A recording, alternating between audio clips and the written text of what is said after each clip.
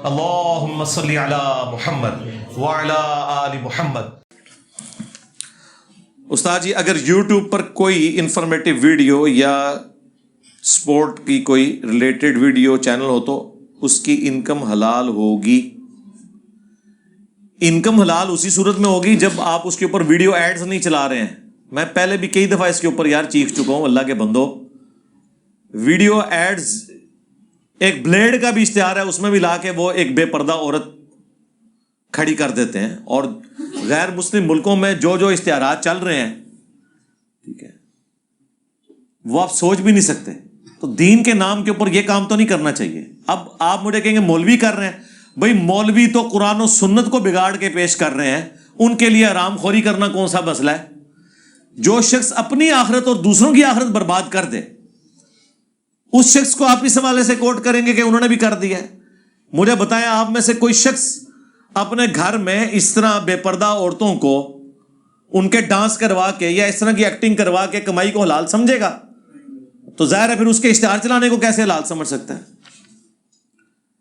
صحابہ کرام کے مشاجرات کو آج کے دور میں دوبارہ سے موضوع بحث بنانے کا کیا فائدہ ہے؟ جب سے یہ بحث چھڑی ہے ہر مسجد میں جھگڑے اختلافات پیدا ہو گئے۔ یہ بحث تو میرے بھائی اسی دن چھڑ گئی تھی جب حضرت علی کی بیعت کرنے سے انکار کر دیا گیا تھا۔ ہاں، تو یہ ان کے لیے آپ دعائے مغفرت کریں کہ جنہوں نے یہ حرکتیں کی۔ ہاں، ہوا یہ کہ سوشل میڈیا کی وجہ سے صرف یہ نہیں، ہر اختلاف ہی ابھر کر سامنے آ گیا ہے۔ صرف یہ ایشو ہے نہیں، جتنے بھی اختلافات ہیں، چونکہ اب مولوی آگے سوشل میڈیا کے ذریعے ویڈیوز گھر گھر میں پہنچ گئی۔ اب ربیع الاول آتا ہے تو میلاد کے اوپر سوشل میڈیا میں ایک دوسرے کے خلاف پوسٹیں نہیں شیئر ہوتی ہیں، وہ میں نے کروانی شروع کی ہیں؟ نہیں۔ جنگ جمل صفین نہروان میں نے کروائی تھی؟ نہیں۔ اس وقت حضرت علی کے آگے اطاعت کر دیتے، ان کو جنگیں نہ لڑنی پڑتی، نہ مصیبت کھڑی ہوتی۔ کام آپ کے بڑوں نے ڈالے ہوئے ہیں، کہتے ہمیں آپ لوگ۔ اچھا، اب رہ گیا کہ یہ جھگڑے پہلے سے چل رہے تھے جی، اس سے بڑا کیا جھگڑا تھا کہ دنیا میں دو فرقے ہیں، سنی اور شیعہ، اور اس بڑے لیول کی تفریق ہے کہ دنیا کے ہر ملک میں یہ دو فرقے پیرلل میں ہیں، سنی اور شیعہ۔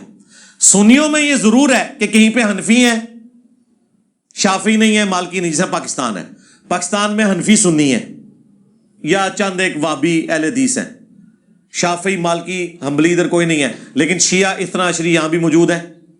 سوڈان میں آپ چلے جائیں، مالکی سنی ہے، حنفی کوئی نہیں وہاں پہ، لیکن شیعہ اثنا عشری وہاں پہ بھی موجود ہے۔ ٹرکی میں آپ چلے جائیں، حنفی مسلمان ہے، حنفی سنی ہے، لیکن اثنا عشری وہاں پہ بھی موجود ہے۔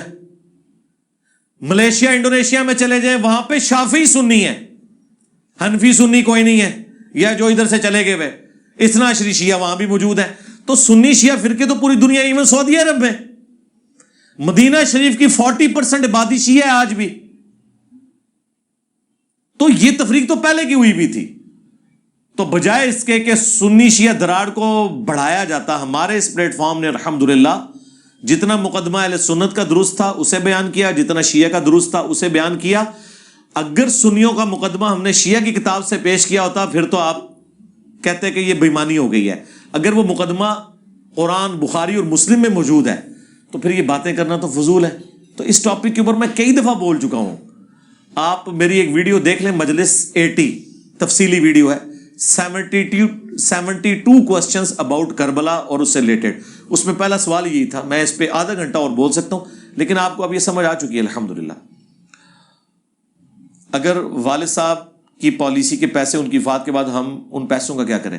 پالیسی میں سے جو اوریجنل پرنسپل اماؤنٹ آپ کے والد صاحب کی تھی نا، جو مہینے کی کٹواتے رہے، وہ تو حلال انکم ہے، وہ تو آپ کا رائٹ ہے۔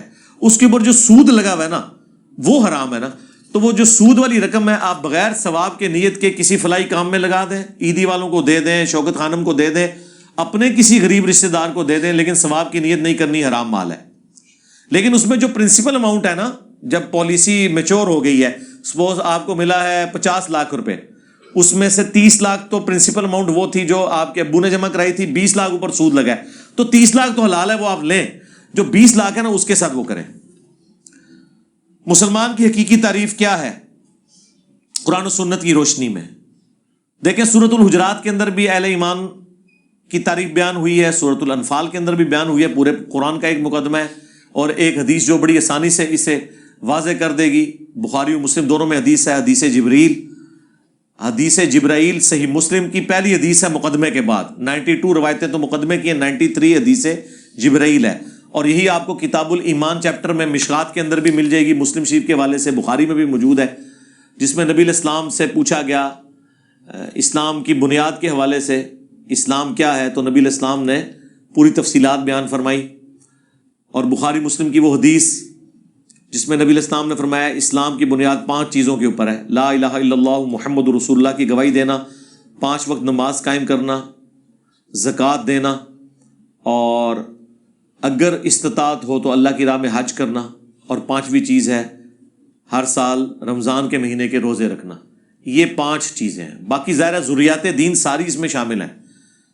وہ کیا ہے؟ وہ بخاری مسلم میں جو حدیث جبرائیل ہے، اللہ پر ایمان، فرشتوں پر ایمان، کتابوں پر ایمان، آخرت کے دن کے اوپر ایمان، تقدیر کے اچھے اور برے ہونے کے اوپر ایمان، ٹھیک ہے۔ اب بعض قادیانی اعتراض کرتے ہیں جی اس میں ختم نبوت کا ذکر موجود نہیں ہے۔ بھائی ختم نبوت بھی ضروریات دین میں سے ہے، بھائی اس میں تو یہ بھی نہیں موجود کہ اللہ تعالیٰ کو آپ نے الرحمن اور الرحیم ماننا ہے، لیکن ظاہر ہے قرآن پورے کو ماننا ہے۔ کتابوں پر ایمان کا مطلب ہے کتابوں میں جتنے عقیدے ہیں وہ آپ نے ماننے ہیں، ٹھیک ہے۔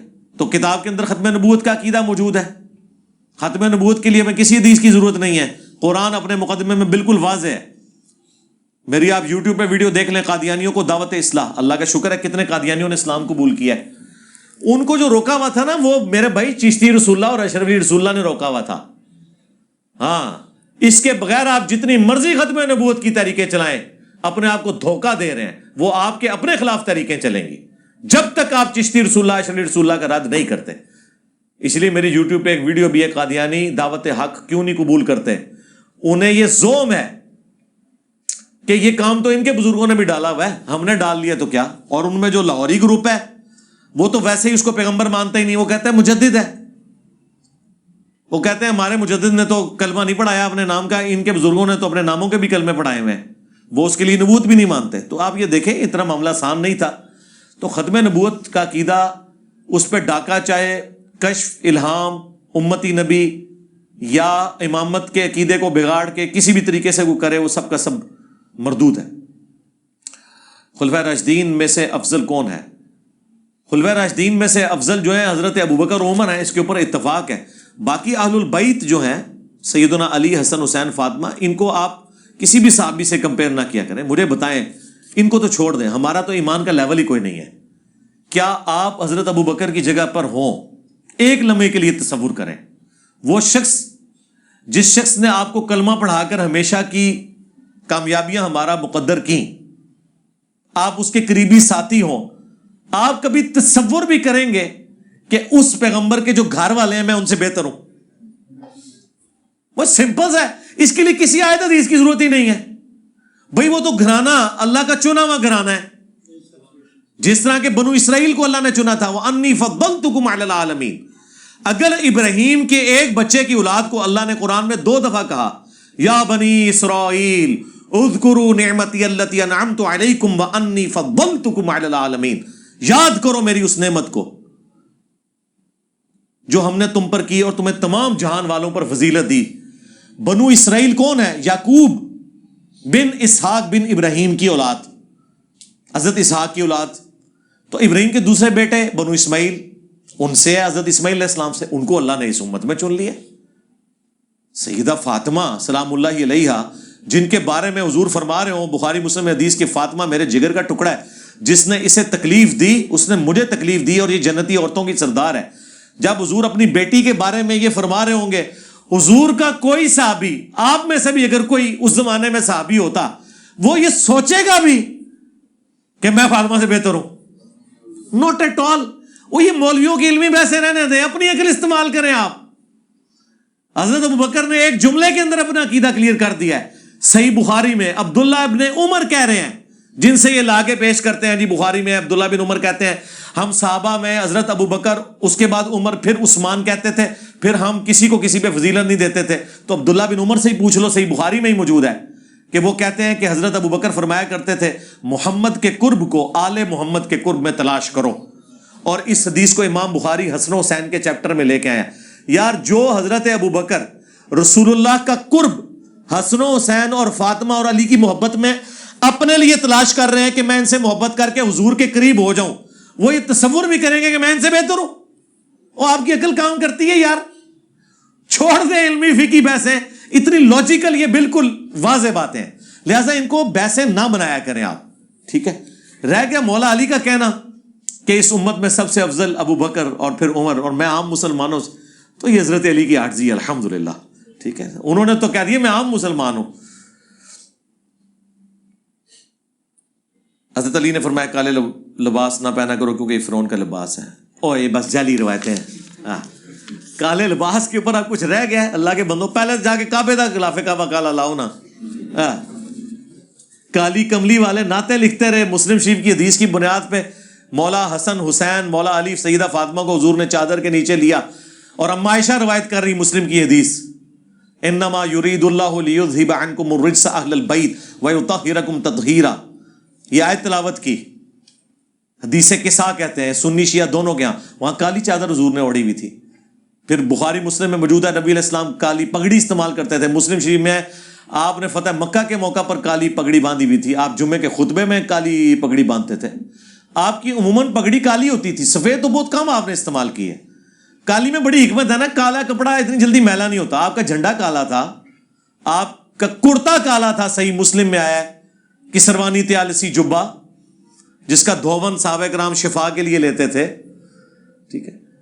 اور پھر وہ آپ کو تو کہتے ہیں وہ حاکم کی اور مسند احمد کی روایت ہے مشکات میں بھی کہ خراسان سے کالے جھنڈے آتے دیکھو تو استقبال کرنا، ان میں اللہ کا خلیفہ مہدی ہوگا۔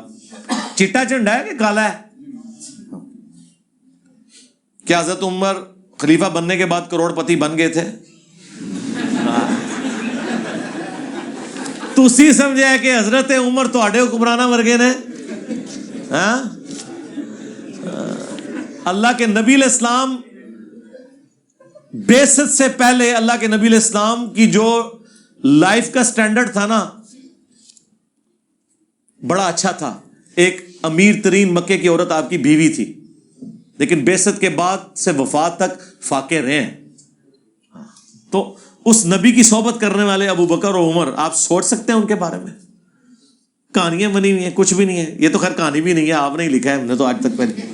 اور یار یہ بات تو کبھی غالی رافضیوں نے حضرت عمر کے بارے میں نہیں بکواس کی ہے، یہ تو وہ مانتے ہیں کہ نہ اپنے بیٹوں کو نوازا، نہ اپنے بعد کوئی جائیداد چھوڑی ایسی، ٹھیک ہے نا جی؟ پوری زندگی چٹائی پہ گزاری ہے انہوں نے، کیوں نہ گزارتے؟ بخاری مسلم میں حدیث ہے، جب نبی علیہ السلام اپنی بیویوں سے ناراض ہو کے 1 مہینے کے لیے ایلا کیا اور چھت کے اوپر شفٹ ہو گئے، تو حضرت عمر آپ سے ملنے کے لیے آئے، تو نبی علیہ السلام نے صرف چادر پہنی ہوئی تھی، اوپر قمیض بھی نہیں تھی، اٹھ کے بیٹھے تو چٹائی کے نشان تھے، حضرت عمر رو پڑے کہ یا رسول اللہ کیسرو کس طرح دنیا کے مزے لوٹ رہے ہیں اور آپ اللہ کے نبی ہو کے آپ کی حالت ہے۔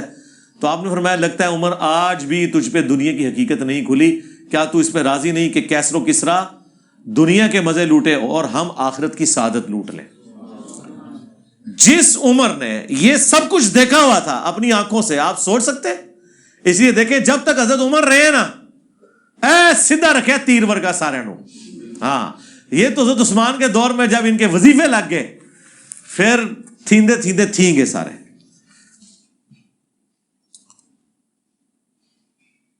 میری خالہ میں بزرگ کی پتہ نہیں کیا لکھے حاضری ہوتی ہے۔ ہاں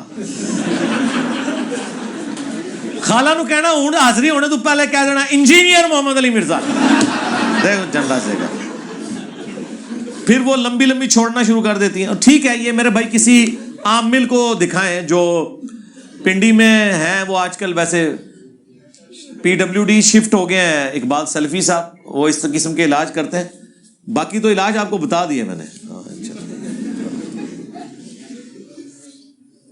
60 سال کی زندگی کے کفر کے بدلے ہمیشہ کے لیے دوزخ کیوں؟ اس کے اوپر میں کئی دفعہ بول چکا ہوں کہ یہ جرم ہی بہت بڑا ہے میرے بھائی، شرک والا۔ یہ ایک ایسا جرم تھا جو نہیں ہونا چاہیے تھا۔ تو جب جرم بہت بڑا ہے تو اس کی سزا اتنی بڑی ہونی چاہیے۔ مفتی کہتے ہیں کہ برصغیر میں اسلام فقہ حنفی کی صورت میں آیا تھا۔ بالکل ٹھیک کہتے ہیں، ہم بھی یہی کہتے ہیں، ہم نے کب انکار کیا ہے؟ اسلام فقہ حنفی کی صورت میں آیا تھا، کاش قرآن و سنت کی شکل میں آیا ہوتا۔ یہی تو ہم رونا رو رہے ہیں۔ ہاں آپ دیکھ لیں, ہمیں رائے ونڈ کی کوئی تصویر ویڈیو نہیں دکھانی پڑی. وہ بیوقوف لوگ وی لاگ اپنے آنکھ میں چڑھا رہے ہیں اور کہتے ہیں دیکھیں یہ بیرون والے یہاں پہ نماز پڑھ رہے ہیں, اندرون والے یہاں پہ پڑھ رہے ہیں. بھائی مکس ہو کے کیوں نہیں پڑھ رہے, بیچ میں دیوار کیوں ہے, ان کا ان سے انٹریکشن کیوں نہیں ہے؟ سب سے بڑھ کر سپیکر میں نماز ہی نہیں تاکہ اونچی آمین ہی نہ ہو. ٹھیک ہے, تو خود ہی انہوں نے اپنا بیڑا گرک کر لیا. وہ بلال بھائی نے بنایا اس کے اوپر, مجھے تو ضرورت نہیں. کیا حجر بن عدی کی ثابت ہے؟ بالکل ثابت ہے. المستدل علاقے میں پورا چیپٹر موجود ہے, کیوں نہیں ثابت؟ بٹ کوائن یا کسی بھی کوائن پر ٹریڈ کرنا جائز ہے. پاکستان میں ہم کہہ رہے تھے جب تک گورنمنٹ اس کے اسٹاک ایکسچینج میں اس کے اوپر گارنٹی نہ دے, رجسٹرڈ نہ ہو کمپنی, اس وقت تک رسک تو انوالو ہے. ادروائز ایز اے کرنسی کوئی مسئلہ نہیں ہے, جس طرح باقی کرنسی ہیں دنیا میں چل رہی ہے یہ کرنسی. مولانا طارق جمیل جو ہاتھ ملانے سے گریز کر رہے تھے, ان کی ویڈیو سوشل میڈیا پر وائرل ہوئی, اس کے بارے میں آپ کی کیا رائے ہے؟ اس کے بارے میں طارق جمیل صاحب سے پوچھ کے آپ کو بتاؤں گا, خود نہیں کو بتا سکتا. پتہ نہیں کیا صورتحال تھی اس وقت, کیا ہو. آپ تو ایک تصویر کا رخ ایک طرف سے دیکھ رہے ہیں نا کہ وہ ایسے کر رہے ہیں, پتہ نہیں وہ کیا کر رہا ہے, بھیک مانگ رہا ہے یا کوئی اور مسئلہ ہے, یا پہلے اسے سلام لے آئے ہیں اور وہ زبردستی کر رہا ہے, یا انہیں کوئی اپنا کورونا کا کوئی ایشو ہے یا کوئی اور مسئلہ ہے. یہ تو ان سے پوچھ کے بتا سکتے ہیں نا. اور اگر انہوں نے کہا کہ یہ مجھ سے غلطی ہوئی ہے تو پھر میں کلیریفیکیشن دے دوں گا. جس طرح وہ انہوں نے فلائنگ کس کی تھی تو بعد میں انہوں نے دوبارہ نہیں کی, دیکھ لیں. ہاں, دوبارہ اس سے بڑے مجمع میں گئے ہیں گورنمنٹ کالج لاہور میں, کوئی انہوں نے فلائنگ کس نہیں کی. ٹھیک ہے نا, تو یہ ان سے پوچھ لیں گے انشاءاللہ. 3-4 دن پہلے بھی ان کا فون آیا تھا مجھے, کہہ رہے تھے بیٹا وہ رائے ونڈ میں وہ جو 2 مشتوں کا آپ نے ذکر کیا ہے وہ اس طرح نہیں ہے, وہ اصل میں جو فارن کے لوگ ہیں وہ آپ کو پتہ ہے کہ ان کا انٹریکشن اس حوالے سے نہیں کیا جاتا کہ ذرا ان کی طبیعت کا بھی ہوتا ہے, پھر ان کا ذرا انتظام بھی ذرا بہتر ہوا ہوتا ہے. وہ اس کی اپنی ایک توجیہ بیان کر رہے تھے. وہ خیر اب میری زبان باندھی رہنے دے. میں نے ان سے بس ایک ہی بات کی تھی, میں نے کہا جی مسجد کی ڈیفینیشن یہ ہے جہاں اذن عام ہو. یہ تو ہو سکتا ہے کہ عورتوں کے پورشن میں آپ مردوں کو نہ جانے دیں, لیکن ایک مسجد میں اس طرح 2 پورشن نہیں بن سکتے کہ ادھر بیرون والے پڑھیں گے ادھر اندرون والے, اور یہ آپس میں مکس نہیں ہو سکتے. وہ اذن عام, وہ مسجد نہیں, وہ پریئر ہال ہو سکتا ہے. ٹھیک ہے نا جی. وہ کہتے ہیں ہاں وہ بات اپنی جگہ, لیکن اس کے پیچھے رفع الیدین ریزن نہیں تھی. میرے کئی اپنے کلاس فیلو سوڈان کے تھے, وہ رفع الیدین سے نماز پڑھتے تھے, ہاتھ چھوڑ کے پڑھتے تھے, اونچی آمین کہتے تھے. ہم تو اکٹھے تھے. تو یہ اس زمانے کی بات کر رہے ہیں, اب تو خیر حالات کیا ہے. اللہ کے بندو, 2 سال پہلے میں طارق جمیل صاحب سے ملنے گیا تو ان کے مجھے اسسٹنٹ نے بتایا کہ صرف 6 بندوں نے داخلہ لیا رائے ونڈ میں عالم بننے کے لیے. 6 بندوں نے, ہاں, انٹرنیشنل یونیورسٹی, ڈگری والے علماء, 6 بندے نے. یہ سارا انجینئر کا وہ پھیلایا ہوا فتنہ ہے. لوگ علماء سے, اسلاف سے متنفر ہو رہے ہیں. ہاں, ہر کوئی ٹچا اٹھ کے ٹچ لگا دیتا ہے ہمارے بابوں کو. اس نے اتنے ٹچ لگائے ہیں کہ اب ہم منہ دکھانے کے قابل نہیں رہے. دیکھو نا اس کو, کبھی بتاتا ہے کہ یار ہمارے بابے قبروں سے مانگتے رہے. ٹھیک ہے, کبھی بتاتا ہے ہمارے بابوں نے اشرف رسول اللہ کلمے کو انڈورس کیا. یہ دیکھو نا کیا کر رہا ہے. کیا سارے شیعہ کلمہ میں اضافہ کرتے ہیں؟ ہاں, سلوگن کے طور پہ کرتے ہیں, باقی کلمہ وہی مانتے ہیں, 2 شہادتیں ہی, اشہد ان لا الہ الا اللہ اور اشہد ان محمد رسول اللہ. باقی علی ولی اللہ وہ اسی طریقے سے ہی ہے جس طرح خلافت راشدہ حق 4 یار ہے, کلمے کا حصہ نہیں ہے. کیا یہ بات سچ ہے کہ دنیا میں ایک ہی شکل کے 7 لوگ ہوتے ہیں؟ سنا ہوا ہے ہم نے, لیکن اب تو سائنس نے مسئلہ حل کر دیا. شکل میں ایک جیسے ہو سکتے ہیں, باقی فگر پرنٹس ایک جیسے نہیں ہوں گے. آپ کا جو تھرمل امیج بنتا ہے جسم کا ایک جیسا نہیں ہوگا, آنکھ کی جو ریٹینا ہے وہ ایک جیسا نہیں ہوگی. اب تو یہ پرانی باتیں ہو گئی ہیں. وہی دونوں مشرقوں اور دونوں مغربوں کا رب ہے. 2 مشرق اور 2 مغرب سے کیا مراد ہے؟ 2 مشرق بھی ہیں, 2 سے زیادہ بھی ہیں. مشارق اور مغارب بھی ہے, مشرقین اور مغربین, 2 مشرق اور 2 مغرب. اس کے اوپر میری ویڈیو آپ یہی لکھیں تو پتہ چل جائے گا.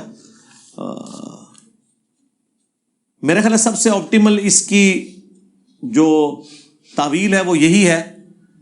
2 مشرق اور 2 مغرب اس حوالے سے تو ہیں کہ گرمیوں میں سورج ود رسپیکٹ ٹو زمین جہاں سے نکل رہا ہوتا ہے, آپ کو پتا ہے روزانہ ایک نئی جگہ سے سورج طلوع ہوتا ہے ود رسپیکٹ ٹو زمین. ویسے تو وہ طلوع ہوتا ہی نہیں ہے, لیکن میں وہ سائنٹیفکلی اس وقت ڈسکشن نہیں کر رہا, کامن آبزرویشن میں.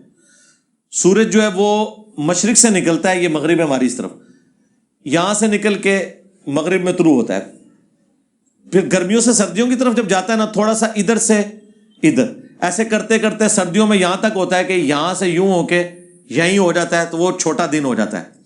تو 365 مشرق اور 365 مغرب ہوتے ہیں، تھوڑا تھوڑا شفٹ ہوتا جاتا ہے نا.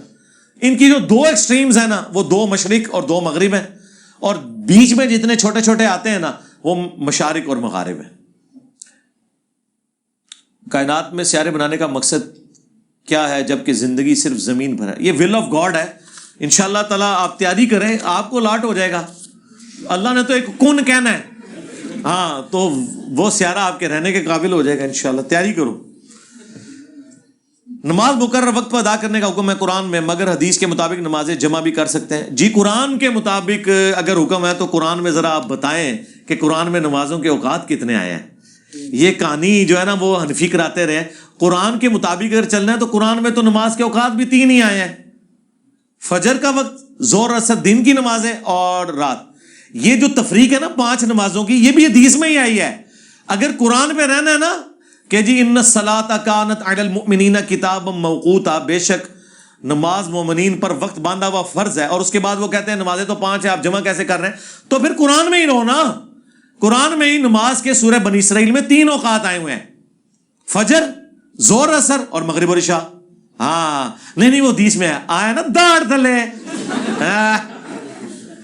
حدیث میں آیا. حدیث بھی چاہے پھر سرکار، حدیث تھے پھر مسلم میں 10 حدیثیں ہیں کہ نبی اسلام نے نمازیں جمع کی، اور ان کو تو چھوڑ دیں. حج کے موقع پر حنفی بھی ظہر اثر عرفات میں جمع کرتے ہیں، اور مغرب اور عشاء آدھی رات میں جا کے مزدلفہ میں پہنچتے ہیں، لوگ جمع کرتے ہیں. کیوں؟ کتاب موقوتا کدھر گیا؟ وہ کہتے ہیں نہیں، وہ نبی اسلام نے تعلیم فرمایا. جی دین میں نمازوں کے اوقات وہ ہوں گے جو شارع اسلام بتائیں گے، وہ امام حنیفہ نے یا آپ کے کسی مفتی نے نہیں بتانے. تو نبی اسلام کی حدیث ہے، مسلم شریف میں اوپر تلے 10 حدیث ہیں، 1628 سے لے کے 1637 تک، کہ بغیر خوف کے، بغیر بارش کے، مدینہ شریف میں، یعنی بغیر سفر کے، ظہر اثر جمع کی نبی اسلام نے، اور مغرب اور عشاء. اور ابن عباس سے جب تابعین نے پوچھا کیوں کیا، فرمایا اس لیے تاکہ امت کے لیے آسانی ہو جائے اور کوئی تنگی باقی نہ رہے. آپ کا نبی وہ ہے حریص علیکم بالمؤمنین رؤوف الرحیم، جو امت کو آسانی دے کے گیا. مولوی نے نا کام ڈال دیے بیچ میں. نمازوں کو جمع کرنا، اس حوالے سے جتنی تفصیلات ہیں میری ویڈیو آپ دیکھ لیں. نماز میں اگر امام کی تیسری رکعت ہے اور ہماری دوسری ہے تو ہم باقی نماز کس ترتیب سے پڑھیں گے؟ یہ بالکل واضح ہے میرے بھائی، تیسری ہے دوسری ہے، اس کو چھوڑیں. جب آپ امام کے ساتھ شامل ہوئے نا، جو آپ امام کے پیچھے شروع کر رہے ہیں نا، وہ آپ کی پہلی ہے. ٹھیک ہے جی؟ تو اگر امام نے 3 کے بعد سلام پھیر دیا ہے، مغرب کی نماز ہے سپوز، آپ نے 2 پڑھی ہوئی ہیں تو اب آپ کی 1 رہتی ہے. اگر آپ نے امام کے پیچھے 1 پڑھی ہوئی ہے تو اب آپ کی 2 رہتی ہیں. جب آپ کی 2 رہتی ہیں تو آپ جب کھڑے ہوں گے قیام میں تو اب آپ وہ دوسری رکعت پڑھ رہے ہوں گے، تو اس میں ظاہر ہے دوسری رکعت میں تو تشہد کرنا ہوتا ہے. ہر طاق رکعت میں آپ تشہد نہیں کرتے، ہر جفت رکعت میں تشہد کرتے ہیں. البتہ اس کے اندر جو کچھ پڑھ رہے ہیں نا، وہ اس میں آپ کو رائٹ ہے، آپ جس طرح مرضی صرف سورہ فاتحہ بھی پڑھ لیں کافی ہے. اور اگر آپ ثنا پڑھنا چاہتے ہیں، آپ کی اپنی مرضی ہے. ثنا کی ویسے ضرورت نہیں ہے، اس کی وجہ ہے کہ ثنا ہے دعائے استفتاح، نماز شروع کرنے کی دعا. تو نماز تو آپ پہلے شروع کر چکے ہیں. اب جو امام کے بعد آپ کھڑے ہو کے اپنی رکعت پوری کر رہے ہیں، وہ آپ کی پہلی رکعت ہے ہی نہیں، اس میں ثنا کا تو تک ہی نہیں بنتا. سورہ فاتحہ پڑھ لیں، ایک سورت ملا لیں. نبی علیہ السلام نے تو 4 رکعتوں میں بھی سورت ملائی ہے، بخاری مسلم میں ہے. یہ فرض کی آخری 2 رکعتوں میں سورت نہ ملانا یہ جواز کی حد تک ہے، ملا بھی سکتے ہیں. درود شریف نہ پڑھنا درمیانی رکعت میں، عبدو و رسولو کے بعد کھڑے ہونا، یہ جواز کی حد تک ہے، نبی علیہ السلام نے پڑھا بھی ہے. تو کوئی مسئلہ نہیں، جو آپ کی رکھتے ہیں آپ اس ترتیب سے پڑھیں. البتہ جتنی دیر آپ امام کے پیچھے، پھر رفع الیدین آپ امام کے رفع الیدین کے ساتھ ساتھ کرتے جائیں، اور جب آپ الگ ہو جائیں تو پھر اپنے حساب سے کریں.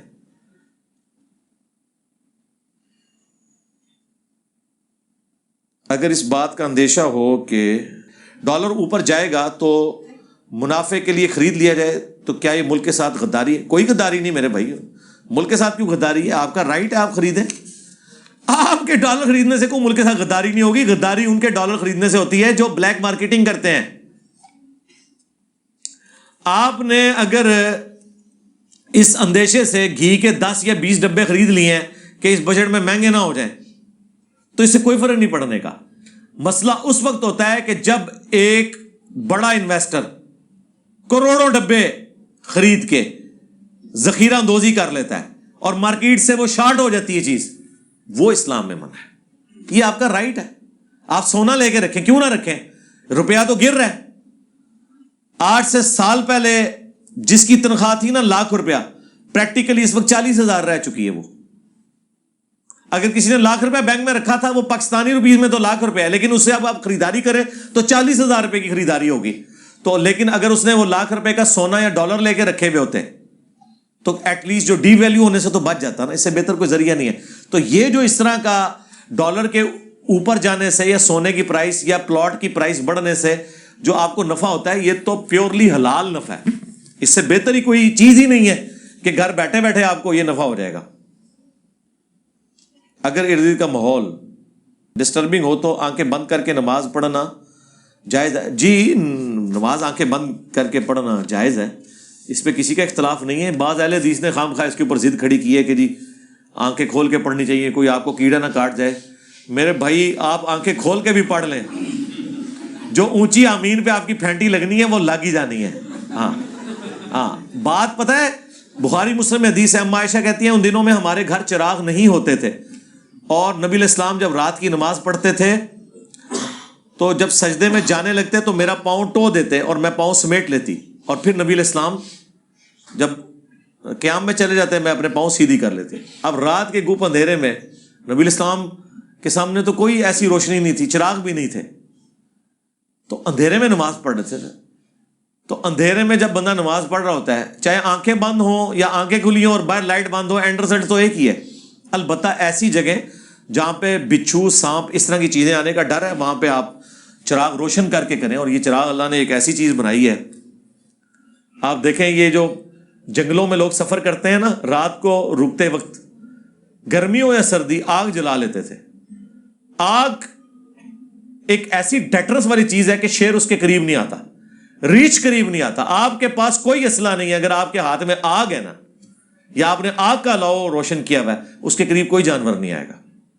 اب تو خیر گوروں نے اس سے بھی اگلی چیز بنا لی ہے، انہوں نے ایسی ٹارچ بنائی ہوئی ہیں جو وہ لیزر ٹارچ ہیں، وہ ایک لمحے کے لیے اتنی انٹینسیفائی کر کے لائٹ ڈالتی ہیں کہ 3 منٹ کے لیے ریچھ ہو، شیر ہو، کوئی جانور ہو، جب آپ اس کی طرف کرتے ہیں نا 3 منٹ کے لیے اس کے ریٹینا کے اوپر اتنی وہ روشنی پڑتی ہے کہ 3 منٹ انہوں نظر کوئی نہیں آتا پھر، اور 3 منٹ کافی ہوتے ہیں آپ کو غائب ہونے کے، بلکہ آپ کو ضرورت نہیں، وہی چیخا مار کے غائب ہو جائے گا۔ ایسی انہوں نے چیز جو ہے نا وہ بنا لی ہوئی ہے۔ تو یہ بے فکر ہے، نماز آنکھیں بند کر کے ہو جاتی ہے۔ کیا چھپکلی مارنے سے نیکیاں ملتی ہیں؟ بالکل ملتی ہیں، بخاری مسلم میں حدیث موجود ہے۔ ہمارے گھر کے ساتھ اہل حدیث کی مسجد ہے، وہ 12 بجے ہی زور کی نماز پڑھ لیتے ہیں۔ 12 بجے بعض اوقات داخل بھی ہو جاتا ہے ٹائم، 11:50 تک سب کانٹیننٹ میں ہوتا ہے۔ ہر پورا سال تو 12 بجے نہیں پڑھی جا سکتی، کیونکہ ہمارے یہاں پہ 12:20 تک جاتا ہے ابتدائے زور، تو میرا خیال ہے پورا سال نہیں پڑھتے ہوں گے، وہ جب 12:20 ہوتا ہوگا اس وقت 12:30 پڑھتے ہوں گے۔ ایڈی بھی لوٹنی پہ ہے نا۔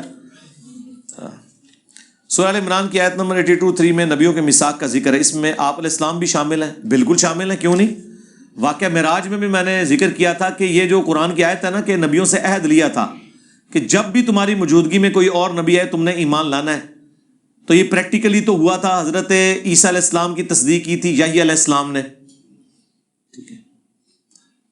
نبی علیہ السلام کے کیس میں تو کوئی اور پیغمبر نہیں آیا، یا آپ علیہ السلام کسی پیغمبر کی موجودگی میں نہیں آئے کہ وہ آپ کے پیغمبر ہونے کی تصدیق کرتا۔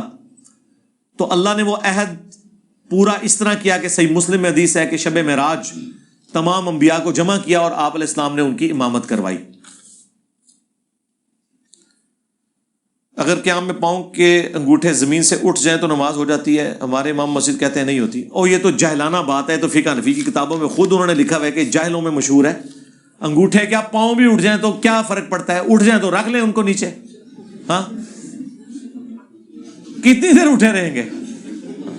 وہ بخاری مسلم میں حدیث ہے کہ 7 اعضاء پہ مجھے اللہ نے سجدہ کرنے کا حکم دیا ہے، 2 ہاتھ دو گھٹنے دو پاؤں, اور نبی علیہ السلام نے ذکر کیا ماتھے کا اور اشارہ ناک کی طرف, یعنی یہ پوری ہڈی, یہ ایک, یہ دو گھٹنے دو پاؤں. تو آج تک کسی نے یہ نہیں لکھا کہ اگر سجدے میں کھجری کے لیے ہاتھ اٹھ گیا تو سجدہ ہو جائے گا. پھکی ہے کہ نہیں؟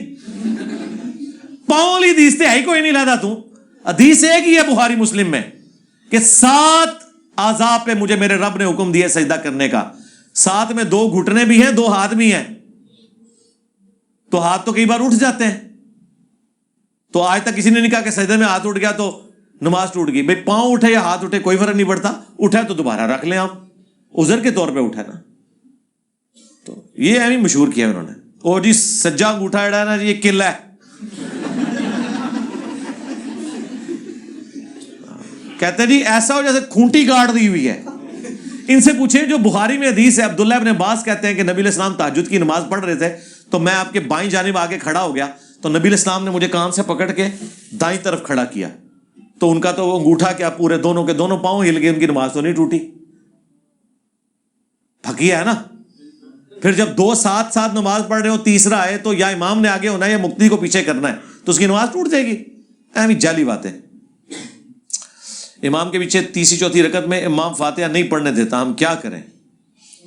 ہاں فاتحہ بھی آدھی بھی نہیں ہوتی. بس ٹھیک ہے جتنی پڑھ لی وہ کافی ہے, انشاءاللہ اس کو عذاب آخرت میں ہوگا, آپ بے فکر رہیں. ہاں آپ کی نماز ہو جائے گی. جی بخاری میں 694 نمبر حدیث ہے, ابو ہریرہ ایسے امام آنے والے ہیں جو تمہیں غلط نمازیں پڑھائیں گے.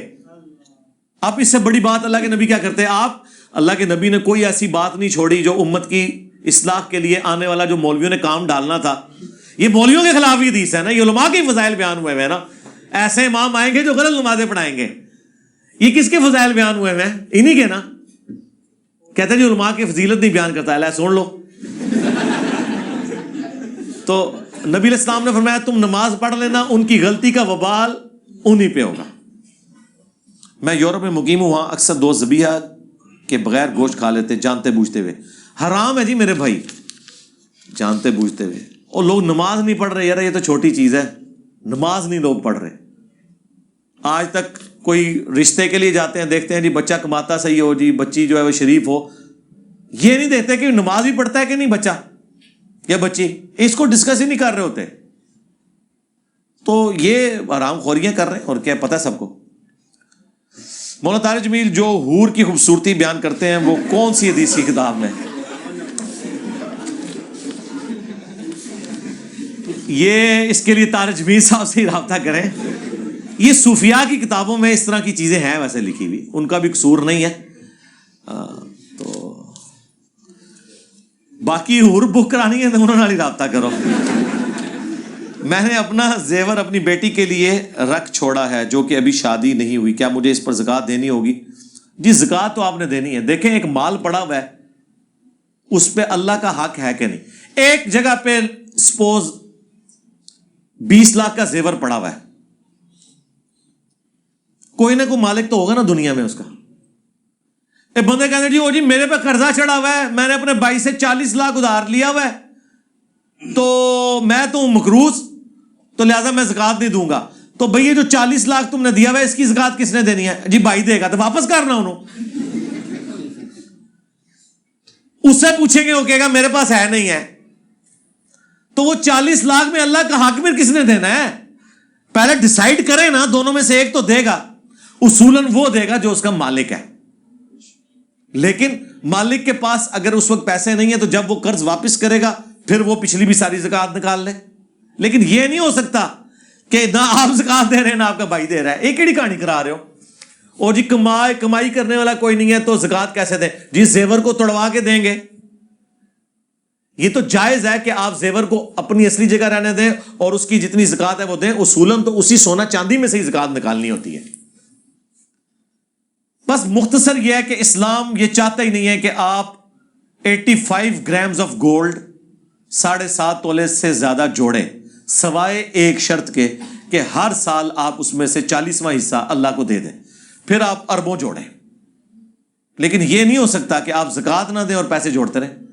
اچھا جی کب تک دیتے رہیں؟ جب تک وہ پیسہ کم ہو کے زکوٰۃ تک نہ پہنچ, زکوٰۃ کی تھریشولڈ پوائنٹ سے نیچے نہ چلا جائے. اس وقت تک دیتے رہیں, اس کے بعد نہ دیں. تو چاہے بیٹی کے لیے رکھا ہے, کسی کے لیے رکھا ہے, زکوٰۃ تو آپ نے دینی ہے نا.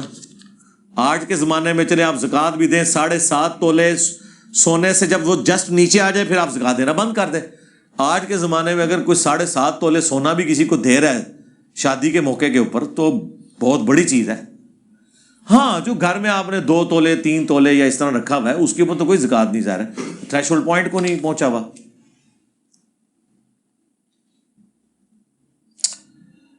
I have a piece of kiswa, غلاف کعبہ. If I can use it in water for شفا. اس کے بارے میں کوئی دلیل نہیں ہے کہ یہ نبی الاسلام کے تبرکات تو نہیں ہیں. تبرک تو وہی ہیں جو نبی الاسلام کے ساتھ جڑے ہوئے ہیں. غلاف کعبہ تو آل امیہ کا بنایا ہوا ہے, اس کے اندر کون سی شفا ہوگی. میں تو یہ اس مہنگے غلاف کعبہ کے بھی خلاف ہوں. غلاف کعبہ اچھی چیز ہے لیکن اس کے اوپر اتنا پیسہ لگا دینا, نبی الاسلام کبھی بھی اس کی اجازت نہ دے. یہ صرف شوشے ہی ہیں. بلند آواز اور آہستہ آواز میں نماز پڑھنے میں حکمت کیا ہے؟ اللہ کا حکم ہے. حکمتیں میں 50 بیان کر دوں گا مولویوں کی طرح, لیکن فائدہ کوئی نہیں ہے. یہ حکم ہے. انیشل اس کی کوئی بھی ریزن ہو, بعد میں حکم ہو جاتا ہے. جیسے انیشلی بخاری میں آیا کہ یہ رمل جو کرتے ہیں طواف کے پہلے 3 چکروں میں, طواف بھی وہ جو عمرے یا حج والا ہے جس میں احرام باندھا ہو, ایک سادہ طواف ہے اس میں رمل نہیں ہوتا. عمرے والا جو طواف ہے جس میں آپ احرام کی حالت میں ہوتے ہیں, 3 آپ نے چکر اکڑ کے اور چھوٹے قدموں کے ساتھ تیز تیز چل کے لگانے ہیں.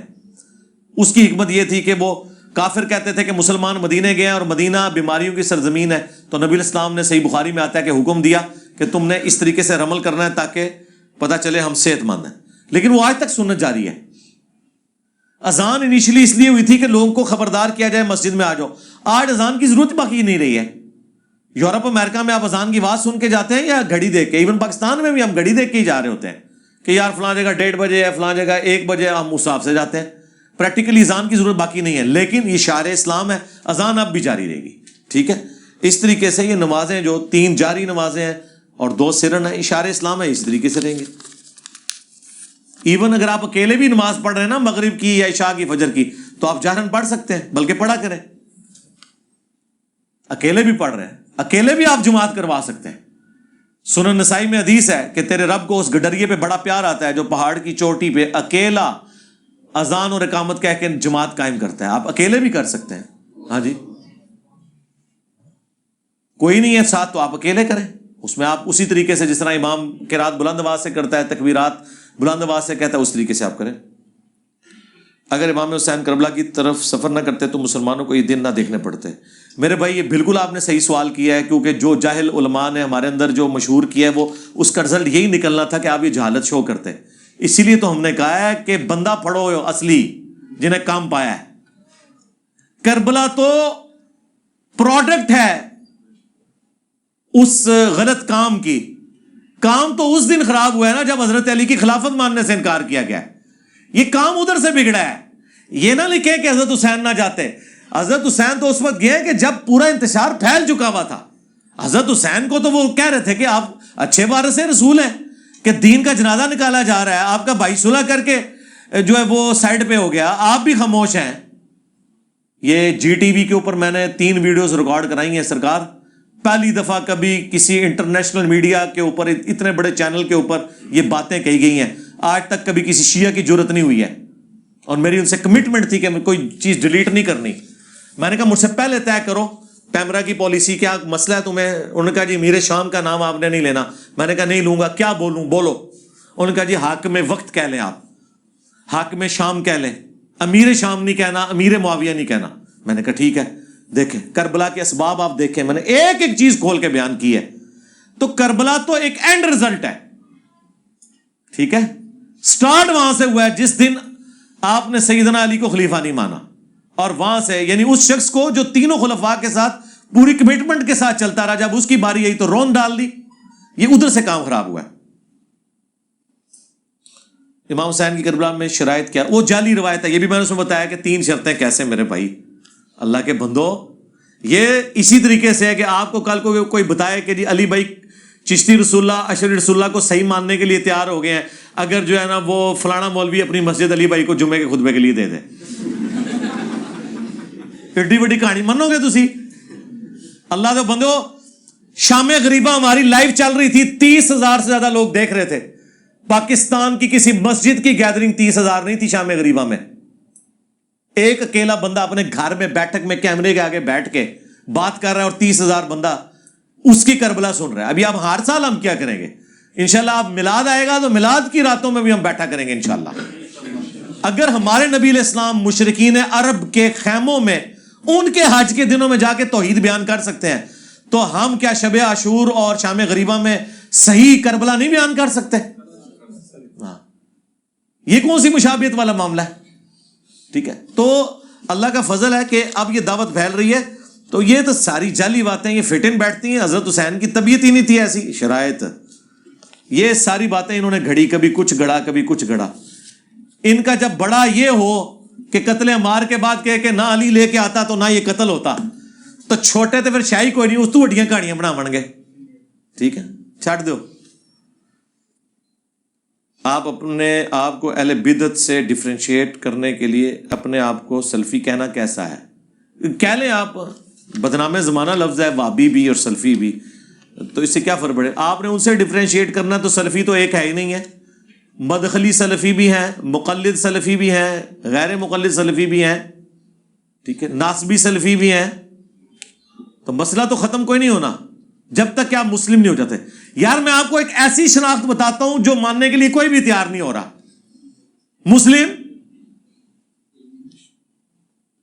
مسلم کہیں، آپ نے اپنے آپ کو ڈفرینشیٹ کرنا ہے نا، تو بریلوی تو اپنے آپ کو مسلم نہیں نا کہہ رہے، وہ تو کہہ رہے ہیں سنی حنفی بریلوی.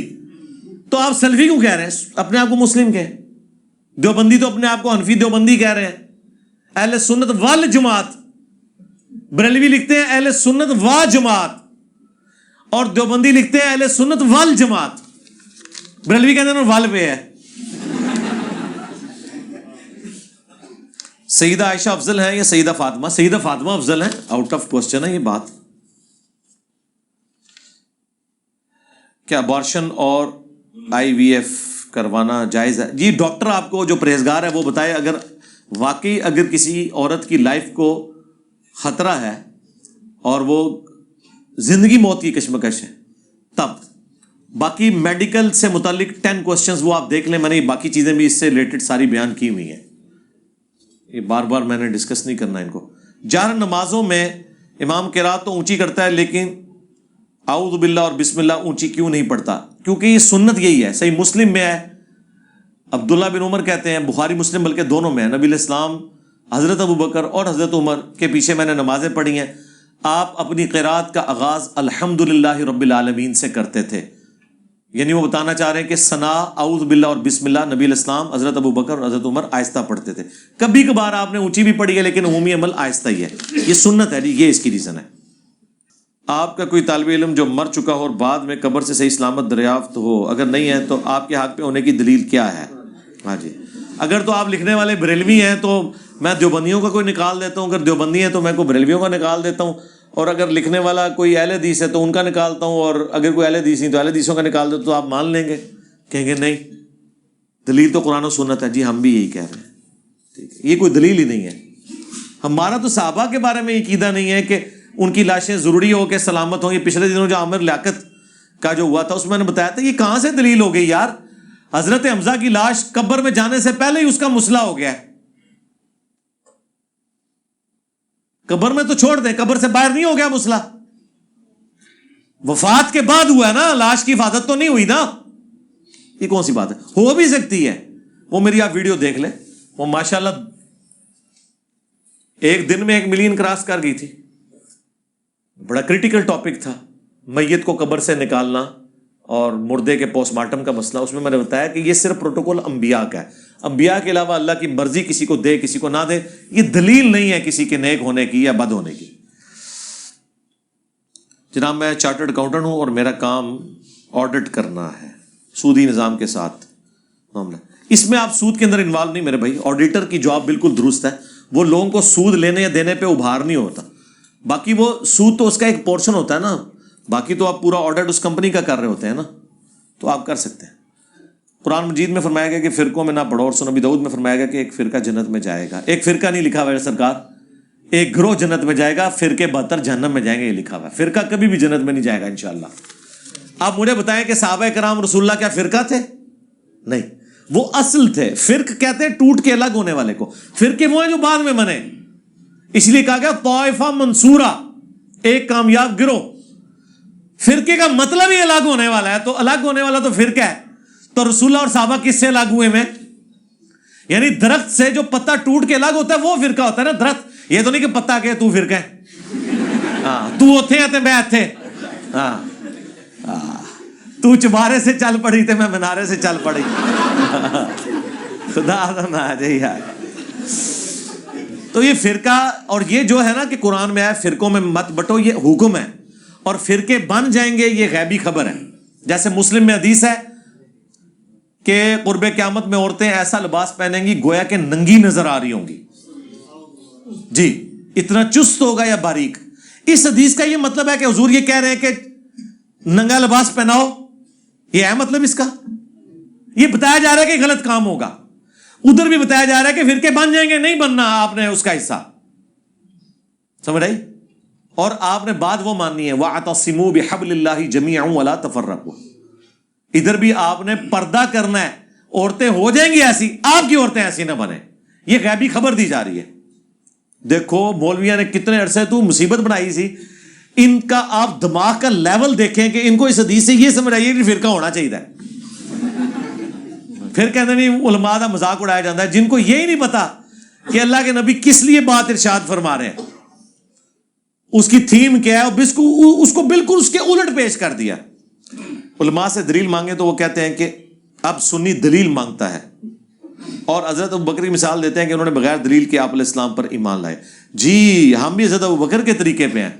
ہم آپ صلی اللہ علیہ وآلہ وسلم کے اوپر ایمان لائیں گے, لیکن آپ رحمت اللہ علیہ, آپ حافظہ اللہ, آپ آیت اللہ, آپ مدہ ذلہ, آپ دامت برکاتم عالیہ, آپ نو تو نہیں, آپ اپا نہ مندے. پھر آپ یہی تو ہم کہہ رہے ہیں.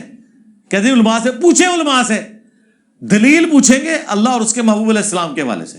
عزتیں اویل کرو تم اللہ اور اس کے رسول کے نام کے اوپر. سواریاں مکے مدینے کے نام پہ سوار کر کے دیوبند اور بریلوی میں پھینک دو. کیا آپ ابو سفیان اور امیر معاویہ کو مسلمان سمجھتے ہیں؟ کیوں نہیں مسلمان سمجھتے؟ جی بالکل مسلمان ہے, اس میں کچھ شک.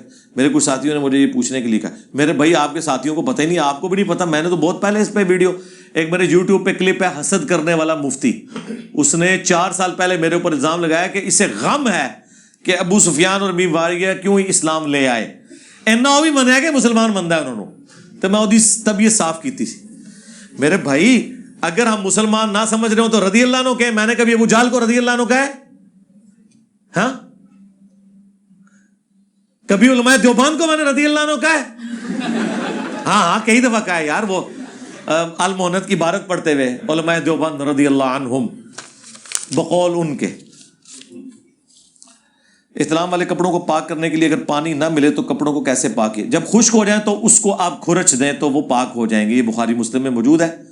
یعنی اس کی وہ جو سختی ہے نا, اس کو آپ انگوٹھے سے یوں کھرچ کے وہ نرمی آ جائے, باقی وہ جو داغ لگا ہوا ہے نا اس کے اوپر, اس داغ سے وہ ناپاک نہیں ہوں گے. وہ اوپر سے اگر اتر گئی تو وہ کافی ہے. گناہوں سے بچنے کے لیے ہجرت کرنا کیسا ہے؟ اچھی بات ہے, اس سے بڑی کوئی نیکی نہیں ہے. کدھر جا رہے ہیں ہجرت کر کے؟ ہمیں بھی ذرا وہ جگہ بتا دیں. اس کے ساتھ یہ بھی لکھنا چاہیے تھا, اس کے بعد میں پتے باندھا کروں گا, میں یہ سوٹ بھی نہیں, میں کسی جنگل میں بیٹھوں گا. دیکھنا زیادہ دور ہجرت نہ کر جانا. ہاں یہ دنیا کمرہ امتحان ہے, اس میں پیپر دیں گے تو پاس ہوں گے, اس سے باہر نکل گئے تو فیل ہیں. ہاں بیوی بچے ماں باپ یہ آپ کا ٹیسٹ ہے, ان کو چھوڑ کے تو نہیں آپ جا سکتے. فری میسن اور ایلومناٹیز کے بارے میں تفصیل سے بتائیں. سب کو پتا ہے جی میرے بھائی, یہ دجالی گروپ تیار ہو, وہ ہونے دیں جی, بے شمار ہوں گے.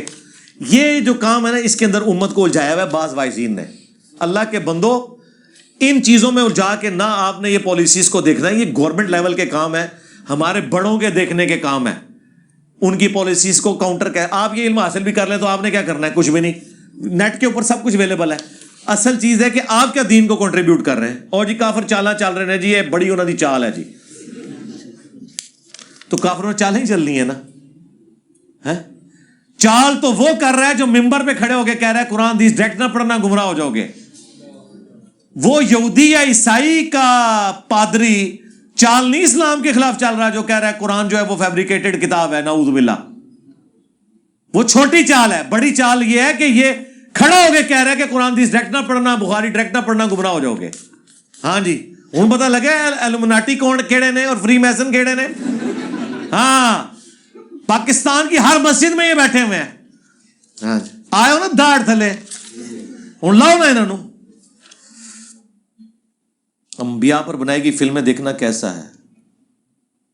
ان میں کئی غیر اسلامی چیزیں بھی ہوتی ہیں. دیکھیں یہ ہم نے یہ بات کی تھی، اس پہ میری ویڈیو آ چکی ہے ابھی. یہ جو آخری مجلس اپلوڈ ہوئی ہے 42 نمبر، اس کے سٹارٹ میں پہلا سوال بھی یہی تھا کہ وہ لوگ جو دوسری فلمیں دیکھتے ہیں انفارمیشن کے طور پہ یہ دیکھیں تو یہ بہت انفارمیٹیو ہے اور عقائد کی اصلاح بھی ہوتی ہے. باقی جو عام جو پرہیزگار قسم کے لوگ ہیں ان کو ہم کب کہہ رہے ہیں وہ ضرور دیکھیں. علی بھائی میرا نام پرویز ہے، کہتے ہیں گستاخ رسول تھا. جی وہ تھا، تو اس سے کیا فرق پڑ گیا میرے بھائی؟ مسلم شریف میں حدیث ہے کہ 2 نام اللہ کو محبوب ہیں، عبداللہ اور عبد الرحمن، اور اس امت کے 2 بدبخت ترین انسان جو ہیں وہ انہی ناموں کے ہیں.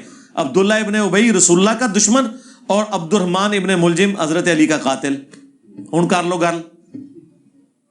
حضور کہہ رہے ہیں بہترین نام عبداللہ اور عبد الرحمن، اور پریکٹیکلی نبی الاسلام کا سب سے بڑا دشمن عبداللہ اور مولا علی کا قاتل عبد الرحمن. اون کر لو، نام اس کے پہ ہے، کچھ بھی نہیں. نام کا اگر مطلب غلط ہونا، کفریہ ہو، شرکیہ ہو، ٹھیک ہے، پھر ہے تو اس میں کوئی ایسا مسئلہ نہیں. ان ناموں سے کیا ہوتا ہے میرے بھائی؟ آج کل لوگ بینک سٹیٹمنٹ کے لیے 3 سے 4% ٹوٹل رقم کا وصول کرتے ہیں. اور یار یہ آپ مجھ سے کیوں پوچھتے ہیں؟ صحیح مسلم حدیث ہے، گناہ وہ جو تیرے دل میں کھٹکے اور تو اس بات سے یار محسوس کرے کہ لوگوں کو پتہ چل جائے. تو آپ کے سامنے ہی ہے، جو چیز دھوکہ ہے وہ تو دھوکہ ہے. جماعت کے دوران مقتدی اگر دیر سے شامل ہو تو نماز مثال کو تیسری رکعت میں رفع دین کرنا. اس کا اصول یہی ہے کہ جتنی دیر آپ امام کے پیچھے نا اتنی دیر امام کے رفع الدین کے ساتھ ساتھ کرتے رہیں. اس کے پیچھے لاجک یہ ہے کہ پہلی رکعت میں تو آپ نہیں بیٹھتے، لیکن جب امام دوسری رکعت میں ہے اور آپ شامل ہوتے ہیں تو وہ تو آپ کی پہلی رکعت ہے، لیکن آپ امام کی وجہ سے پہلی رکعت میں ساتھ پیچھے بیٹھ جاتے ہیں. بیٹھتے ہیں کہ نہیں بیٹھتے؟ پھر جب اب امام کھڑا ہوگا، امام کی تیسری ہوگی، آپ کی دوسری ہوگی. تیسری رکعت تو بغیر رفع الدین کے شروع نہیں ہونی چاہیے، لیکن آپ کی وہ دوسری ہے، دوسری بغیر رفع الدین کے سٹارٹ ہوتی ہے، لیکن آپ امام کے ساتھ کریں گے. ہاں جب آپ جماعت سے نکل جائیں پھر جو آپ کی ترتیب ہے اس حساب سے کریں. The damage has been done, but what next? میرے بھائی ڈیمیج تو یہ ہوا ہے فرقوں کو کہ وہ ایکسپوز ہوئے ہیں. آپ کس زون میں بیٹھے ہوئے ہیں میرے بھائی؟ ہمارے جو جتنے 1 سال کے اندر لوگ کتاب و سنت کے منہج میں آتے ہیں نا، ان کی مائیں 1 دن میں اتنے اور پیدا کر دیتی ہیں. ٹھیک ہے، تو واٹ نیکسٹ یہ ہے کہ یہ جو ہوئے ہیں نا، جو نئے آ رہے ہیں نا، ان کی تربیت کریں. اتنا بڑا کام ہے کرنے والا. اگر کوئی شخص قضائے عمری نماز ادا کرنا چاہے تو کیا سفر میں 4 رکعت قضائے عمری کو نماز قصر کر سکتا ہے؟ قضائے عمری تو ہے ہی ایسے جعلی چیز ہے. قضا نماز آپ پڑھیں گے، قضائے عمری کا طریقہ دیکھیں. توبہ کے بعد جو بعد میں جو نمازیں قضا ہو رہی ہیں وہ ساتھ ساتھ پڑھنی ہے. یہ نہیں کہ بالغ ہونے سے لے کے ابھی تک پوری کرنی ساری گنتی. یہ تو ایک انہوں نے خود سے ایک اجتہاد کیا ہوا ہے. تو اگر آپ کی نماز جب آپ سفر سے گھر واپس آ گئے اور سفر کے دوران بھی کوئی نماز قضا ہوئی ہے نا، تو فیسلٹی سفر کے دوران کے لیے تھی نا، گھر آ کے آپ پوری پڑھیں. اور ہم نے جو آپ کو بتایا اس میں تو نماز قضا ہی نہیں ہوتی. نماز کیسے قضا ہوگی؟ زور کا وقت 12 سے لے کے 7 بجے تک گرمیوں میں، عشاء کا وقت 7 بجے سے لے کے صبح 4 بجے تک آلموسٹ. نماز جمع کریں، کوئی مسئلہ نہیں. میرے بھائی محمد طلال حیدر کی وجہ سے آپ کا تعارف ہوا، جس کی وجہ سے ہمارے گھر سے الحمدللہ فرقہ واری ختم. وہ آپ کو 6 سال سے سن رہا ہے لیکن وہ خود معذور ہے، اکیڈمی آ نہیں سکتا. میرے بھائی یہاں تو بہت معذور لوگ آئے ہیں، چلنے پھرنے سے بھی وہ قاصر تھے. آپ ان کو گاڑی میں سواری میں لے آئیں، یہاں پہ انشاءاللہ سیڑھیاں چڑھا کے اوپر لے آئیں گے. ہمارے بھائی انشاءاللہ آتے رہتے ہیں، اللہ تعالیٰ ان کو جزائے خیر دے. جی کیا ڈاکٹر کی ہدایت کے بغیر جنسی ادویات سیل کرنا جائز ہے؟ اگر یہ گورنمنٹ نے پابندی لگائی ہوئی ہے پھر آپ کو کوئی جائز دوائی بھی سیل کرنا ناجائز ہے. اگر گورنمنٹ کہتی ہے پرسکرپشن کے بغیر نہیں دینا تو آپ نے نہیں دینا, یہ رولز نہیں توڑنے. میرے دوست کے ڈائلیسس ہوتے ہیں, برائے مہربانی اس کے لیے دعا کر دیں, وہ اینڈ پہ سب کے لیے ہو جائے گی, اللہ تعالیٰ ان کو شفا دے. حضرت علی کی ناف کے نیچے والی روایت صحیح ہے اور آپ اسے ضعیف کہتے ہیں. اور صحیح کہاں سے میرے بھائی؟ ضعیف ہے, بالکل ضعیف ہے. مصنف ابن ابی شیبہ میں اور سنن نبی داؤد کے اندر کامنٹس امام داؤد کے ہوئے میں. علی بھائی آپ کے ایک لیکچر میں آپ نے کھڑے ہو کر پیشاب کرنا جائز کرا دیا, نبی علیہ السلام سے ثابت ہے. تو پیشاب تو نجس ہوتا ہے, تو وہ نجس سے بچنے کے لیے ہے نا. نبی علیہ السلام نے کھڑے ہو کے جو پیشاب کیا وہ تو بخاری مسلم میں ہے. پیشاب کے چھینٹوں سے بچنا ضروری ہے, چاہے کھڑے ہو کے ہو چاہے بیٹھ کے ہو, مرد کے لیے. اگر آپ بیٹھ کے ایسی جگہ پہ کر رہے ہیں جہاں پہ ایسے پتھر ہیں کہ چھینٹے آپ کے اوپر پڑ رہے ہیں, تو آپ کے پاس کوئی چارہ نہیں سوائے اس کے کہ آپ کھڑے ہو کر اونچی جگہ سے نیچے پیشاب کریں. تو اصل مقصد چھینٹوں سے بچنا ہے, یہ سمجھ لیں آپ. مٹی پہ بھی ہوتا تھا تو چھڑی نبی علیہ السلام کے ساتھ ہوتی تھی, پہلے مٹی کو نرم کیا جاتا تھا. سخت مٹی پہ بھی جب چھینٹے پڑیں گے تو اڑیں گے. تو آپ مقصد کو سمجھے, اور یہ سب مانتے ہیں, یہ کوئی میں نے نہیں کہا, یہ تو امام ترمذی نے پہلا ایک باب باندھا ہے کھڑے ہو کے پیشاب کرنے کی ممانعت. وہ کس وجہ سے تھی؟ چھینٹے اڑنے کی وجہ سے. اگلا باب باندھا ہے کہ نبی علیہ السلام نے کھڑے ہو کے پیشاب بھی کیا. تو یہ مردوں کے لیے تو بہت بڑی ایک آسانی ہے. بعض اوقات تو اب جو پینٹ شرٹ میں ہے اور جو کھڑے ہونے کی پیشاب کی جگہ آپ کے بڑے ہوٹلوں میں بنی ہوئی ہیں, وہ بہت بڑی نعمت ہے کہ آپ بڑے آسانی سے پیشاب سے فارغ ہو سکتے ہیں. وہ آپ میری ویڈیو دیکھ لیں, میں نے تفصیلی بتایا. Tell the limit of argument with another person. Argument کی لمٹ یہی ہے کہ آپ نے اس کو سچائی بتا دی, بس یہ آپ کا کام ہے. اگر اس کا کوئی کاؤنٹر کوشچن ہے آپ اس کو ایڈریس کریں. اس کے بعد بھی وہ بال کی کھال اتارا ہے تو قرآن نے پھر کہا اب آپ نے آگے نہیں جانا. یہ نہیں ہے کہ آپ نے حق گھوٹ کے اس کے اندر داخل کرنا ہے, نہیں. وما علینا الا البلاغ, بس. اگر انبیاء کا یہ منصب ہے, میں اور آپ شاہی کوئی نہیں. اور وَإِذَا خَاطَبَهُمُ الْجَاهِلُونَ قَالُوا سَلَامًا. علی بھائی, الا ان اولیاء اللہ لا خوف والی آیت کون سے ولیوں کے لیے نازل ہوئی ہے؟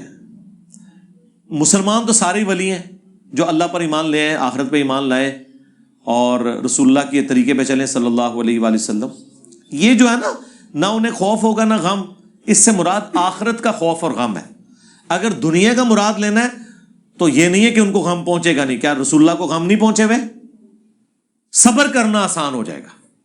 اور اس کا مطلب قطعاً یہ نہیں ہے کہ جو کوئی ولی ہوگا اس کے سامنے آپ کوئی بم پھوڑیں تو وہ ایسے نہیں کرے گا. یہ کوئی مطلب نہیں, یہ نیچرل ہے. یہ کسی کے سامنے بھی آپ کریں گے تو وہ کرے گا. یہ آپ کا رائٹ ہے کہ آپ نے اپنی حفاظت کے لیے کوشش کرنی. اللہ کے نبی نے اپنے باڈی گارڈ رکھے تھے, وہ تو جب قرآن کی آیت نازل ہوئی واللہ یعصمک من الناس, اللہ آپ کی خاص حفاظت کرے گا لوگوں سے, تو پھر نبی علیہ السلام نے باڈی گارڈ رکھنا چھوڑ دیے.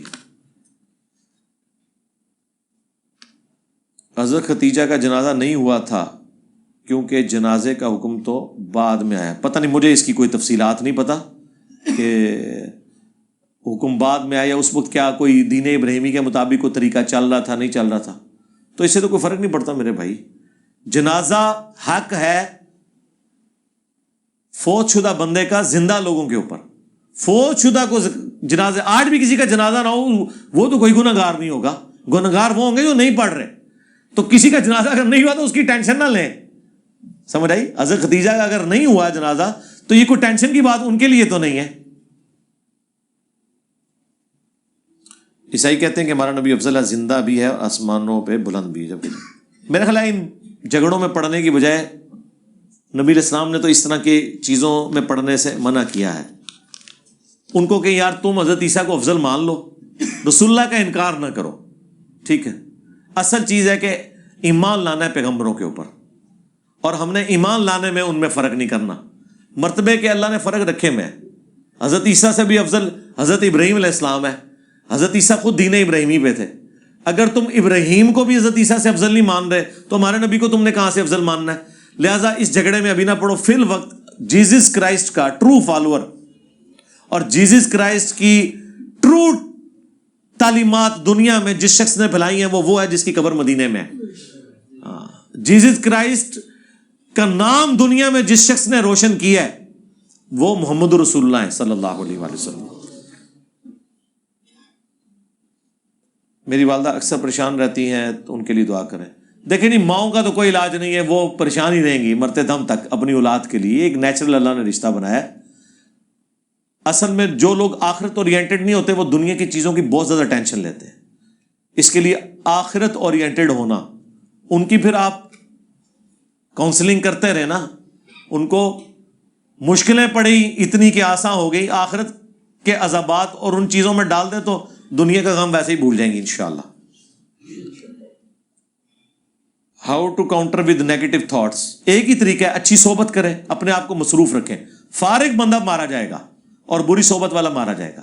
اور آج کل اچھی صحبت کوئی مشکل نہیں ہے. یوٹیوب سے بہتر کون سی اچھی صحبت ہو سکتی ہے؟ اتنا نالج ہے کہ آپ کو ہزاروں سال کی زندگی بھی مل جائے نا، ایک فیلڈ کا نالج کور نہیں ہوتا. اور یہ نہیں ہے کہ میں کہتا ہوں کہ آپ مولویوں کے بیان ہی لگا کے بیٹھے رہیں، نہیں. نیشنل جیوگرافی کی ڈسکوریز چینل کی ڈاکومنٹریز دیکھیں، ایسٹرونومی سے متعلق دیکھیں، ٹھیک ہے. یہ بھی سارا ثواب کا کام ہے. لوگ پوچھ رہے ہوں گے جائز ہے، میں کہتا ہوں تو ثواب ہے. یہ ساری کائنات اللہ کا فعل ہے. قرآن اللہ کا قول ہے تو 1000 آیات فزیکل فینومینا آف نیچر پہ ہیں جو اللہ کا فعل ہے. ہمیں تو ہر چیز کو دیکھ کے ہم خدا کی طرف ہی جاتے ہیں الحمدللہ. ابھی یہ جیمز ٹیلیسکوپ جو انہوں نے چھوڑی ہے اور جو نقشے وہاں سے بے ساختہ زبان سے سبحان اللہ نکلتا ہے. ہاں، اللہ بھلا کرے اجمیر شریف والوں کا کہ انہوں نے وہ ٹیلیسکوپ چھوڑی. ہاں، اس سے پہلے بغداد شریف والوں نے وہ ہبل ٹیلیسکوپ چھوڑی تھی، آپ کو پتا ہے اتنی بڑی. ہاں، اب ان بزرگوں کی اتنی خدمات نہ ہوتی تو ہم تک یہ چیزیں پہنچتی. تو آئے نا داڑ تھلے.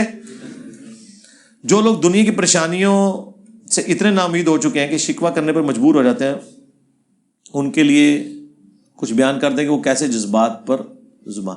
بھائی وہ آخرت کی طرف دیکھیں تو انشاءاللہ تعالیٰ انہیں صبر نصیب ہوگا. دنیا میں یہ آپ کیسے سمجھ رہے ہیں کہ ہر بندہ سکھی ہے؟ مجھے کوئی بندہ بتائیں جو دنیا میں سکھی ہو. آپ کو نظر آ رہا ہوگا نا، یہ تو اس سے پوچھے نا کہ اس پہ کیا گزر رہی ہے. ہر بندے کا ٹیسٹ اللہ نے ڈیفرنٹ رکھا ہے اور ٹیسٹ مسٹ ہے. اگر ٹیسٹ سے کوئی آزاد ہوتا تو پیغمبر ہوتے ہیں نا. تو پیغمبروں پہ تو سب سے زیادہ تکلیفیں آئی ہیں. ابو داؤد ترمذی میں حدیث ہے، سب سے زیادہ تکلیفیں دنیا میں انبیاء پر آتی ہیں اور اس کے بعد ان پر جو انبیاء کے بعد اللہ کو سب سے پیارے ہوتے ہیں، اور اس کے بعد ان پر جو ان کے بعد سب سے پیارے ہوتے ہیں. کیا حسین ابن علی جیسی تکلیف کسی پہ آئی ہیں؟ ہاں، تو بس انہیں یاد کر لیا کرے. وَلَنَبْلُوَنَّكُمْ بِشَيْءٍ مِّنَ الْخَوْفِ وَالْجُوعِ وَنَقْصٍ مِّنَ الْأَمْوَالِ وَالْأَنفُسِ وَالثَّمَرَاتِ. خوف سے، بھوک سے، جان اور مال میں نقص سے اللہ نے آزمانا ہے ہر بندے کو. ہاں، آزمائش ڈیفرنٹ ہوگی. مسلم شریف میں حدیث ہے ہمیشہ اپنے سے نچلے لوگوں کی طرف دیکھو، اللہ کی نعمتوں پہ تمہیں قناعت نصیب ہو جائے گی. نچلے سے مراد ہے جو زیادہ تکلیف میں ہے انہیں دیکھ لو. دنیا میں کوئی شخص یہ دعویٰ کر سکتا ہے کہ میرے سے زیادہ دنیا میں کوئی تکلیف میں نہیں ہے؟ کوئی بھی دعویٰ نہیں کر سکتا. تو بخاری مسلم میں حدیث ہے کہ مسلمان کو جو تکلیف پہنچتی ہے، دکھ، درد، اندیشہ، صدمہ، حتیٰ کہ پاؤں میں جو کانٹا بھی چبھتا ہے، اس کے بدلے اللہ تعالیٰ اس کے گناہ معاف کر دیتا ہے. تو آخرت اورینٹڈ ہو. بخاری کی حدیث ہے اللہ تعالیٰ جس کے ساتھ بھلائی کا ارادہ فرماتا ہے نا، اسے تکلیف میں مبتلا کر دیتا ہے. بخاری میں حدیث ہے کہ اللہ تبارک و تعالیٰ فرماتا ہے، حدیث قدسی ہے، کہ میں اپنے کسی بندے سے آنکھ لے لوں تو اس کی جزا پھر جنت کے سوا کچھ نہیں ہے. اور ایک حدیث بخاری کی ہے کہ اگر میں کسی انسان سے اس کی پسندیدہ چیز لیتا ہوں، کوئی بھی ہو سکتی ہے، اس کی اولاد بھی ہو سکتی ہے، کوئی اور چیز ہو سکتی، تو اس کی جزا پھر جنت ہے. اب یہ ساری چیزیں ذرا اگر دنیا کی تھوڑی سی تکلیف سے ہمیشہ کی کامیابیاں مقدر ہونے والی ہیں تو پھر اللہ کا شکر ادا کریں.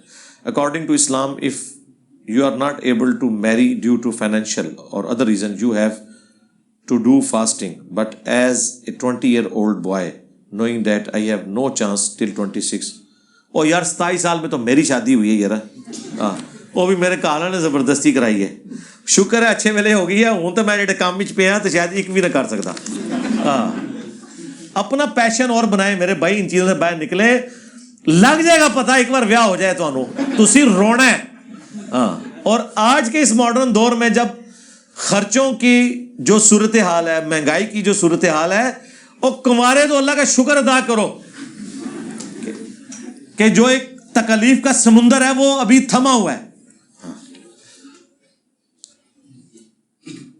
تعویذ لے کر گلے یا بازو میں باندھنا جائز ہے یا ناجائز ہے؟ بدعت ہے جی. تعویذات پہ میری ویڈیوز کئی ایک ریکارڈنگ ہے اس کی موجود ہے. مسئلہ 109 بھی ہے. پچھلے دنوں بھی وہ حروف ابجد پہ بھی میری ویڈیو آئی تھی. کوئی نہیں میرے بھائی, تعویذات وہی ہیں جو آپ نے سنت اذکار کرنے ہیں بس. حنفی اور اہل حدیث کی اقامت میں فرق کیوں ہے؟ اچھا, میں نے کہا وہ پوچھ رہے ہیں کہ حنفی اور اہل حدیث میں فرق کیا ہے, تو میں نے بتانا تھا وہ جو سیالکوٹ کے ایک مولانا نے کہا تھا نا, جس کتے کے کان ہو نا, ہاں وہ وابی دیوبندی ہوتا ہے, جہاں کٹے ہو وہ وابی اہل حدیث ہوتا ہے. ہاں, تو اقامت میں فرق. اہل حدیث کی اقامت بالکل ٹھیک ہے جی. بخاری میں حدیث ہے, نبی علیہ السلام اذان کے کلمات ڈبل اور اقامت کے اکیرے تعلیم فرماتے تھے. ڈبل اقامت بھی ثابت ہے اذان ترجیح کے لیے, جس میں اشہد ان لا الہ الا اللہ اور اشہد ان محمد رسول اللہ 4 دفعہ کہا جاتا ہے. اس کی اقامت حنفیوں والی ہوگی, ابو داؤد میں موجود ہے. حنفی اذان ادھر سے لیتے ہیں, اقامت وہاں سے اٹھاتے ہیں. آپ سعودیہ میں بھی حرمین میں دیکھ لیں, اقامت اکیری ہوتی ہے. یہ فرق اللہ نے رکھا ہوا ہے. اہل حدیث کی اقامت درست ہے. لی بھائی استنجا کا طریقہ, میں نے میرے بھائی وسوسوں کا شکار ہوگی فہم. آپ استنجا کا طریقہ, قطروں کی بیماری, آپ یہ میری ویڈیو دیکھیں, ایک ایک چیز میں نے کھول کے بیان کی ہوئی ہے. باقی رہ کے وسوسے پچھلے دنوں سیدہ عائشہ پر جو غسل کرنے کا الزام, اس میں نے جو پاکی پلیتی کے مسائل جتنے کھول کے بیان کیے ہیں کہ یہ جو حنفیوں نے آپ کو جس عذاب میں ڈالا ہوا ہے اتنا نہیں ہے. وہم کرنے کی ضرورت نہیں. اگر امام کے لیے آپ کے دل میں علمی اختلاف ہو تو نماز ہو جائے گی. کیوں نہیں ہوگی یار؟ خارجیوں کے پیچھے نمازیں پڑھی ہیں عبداللہ بن عمر نے, اس سے بڑا کون سا علمی اختلاف ہے؟ کوئی فرق نہیں پڑتا.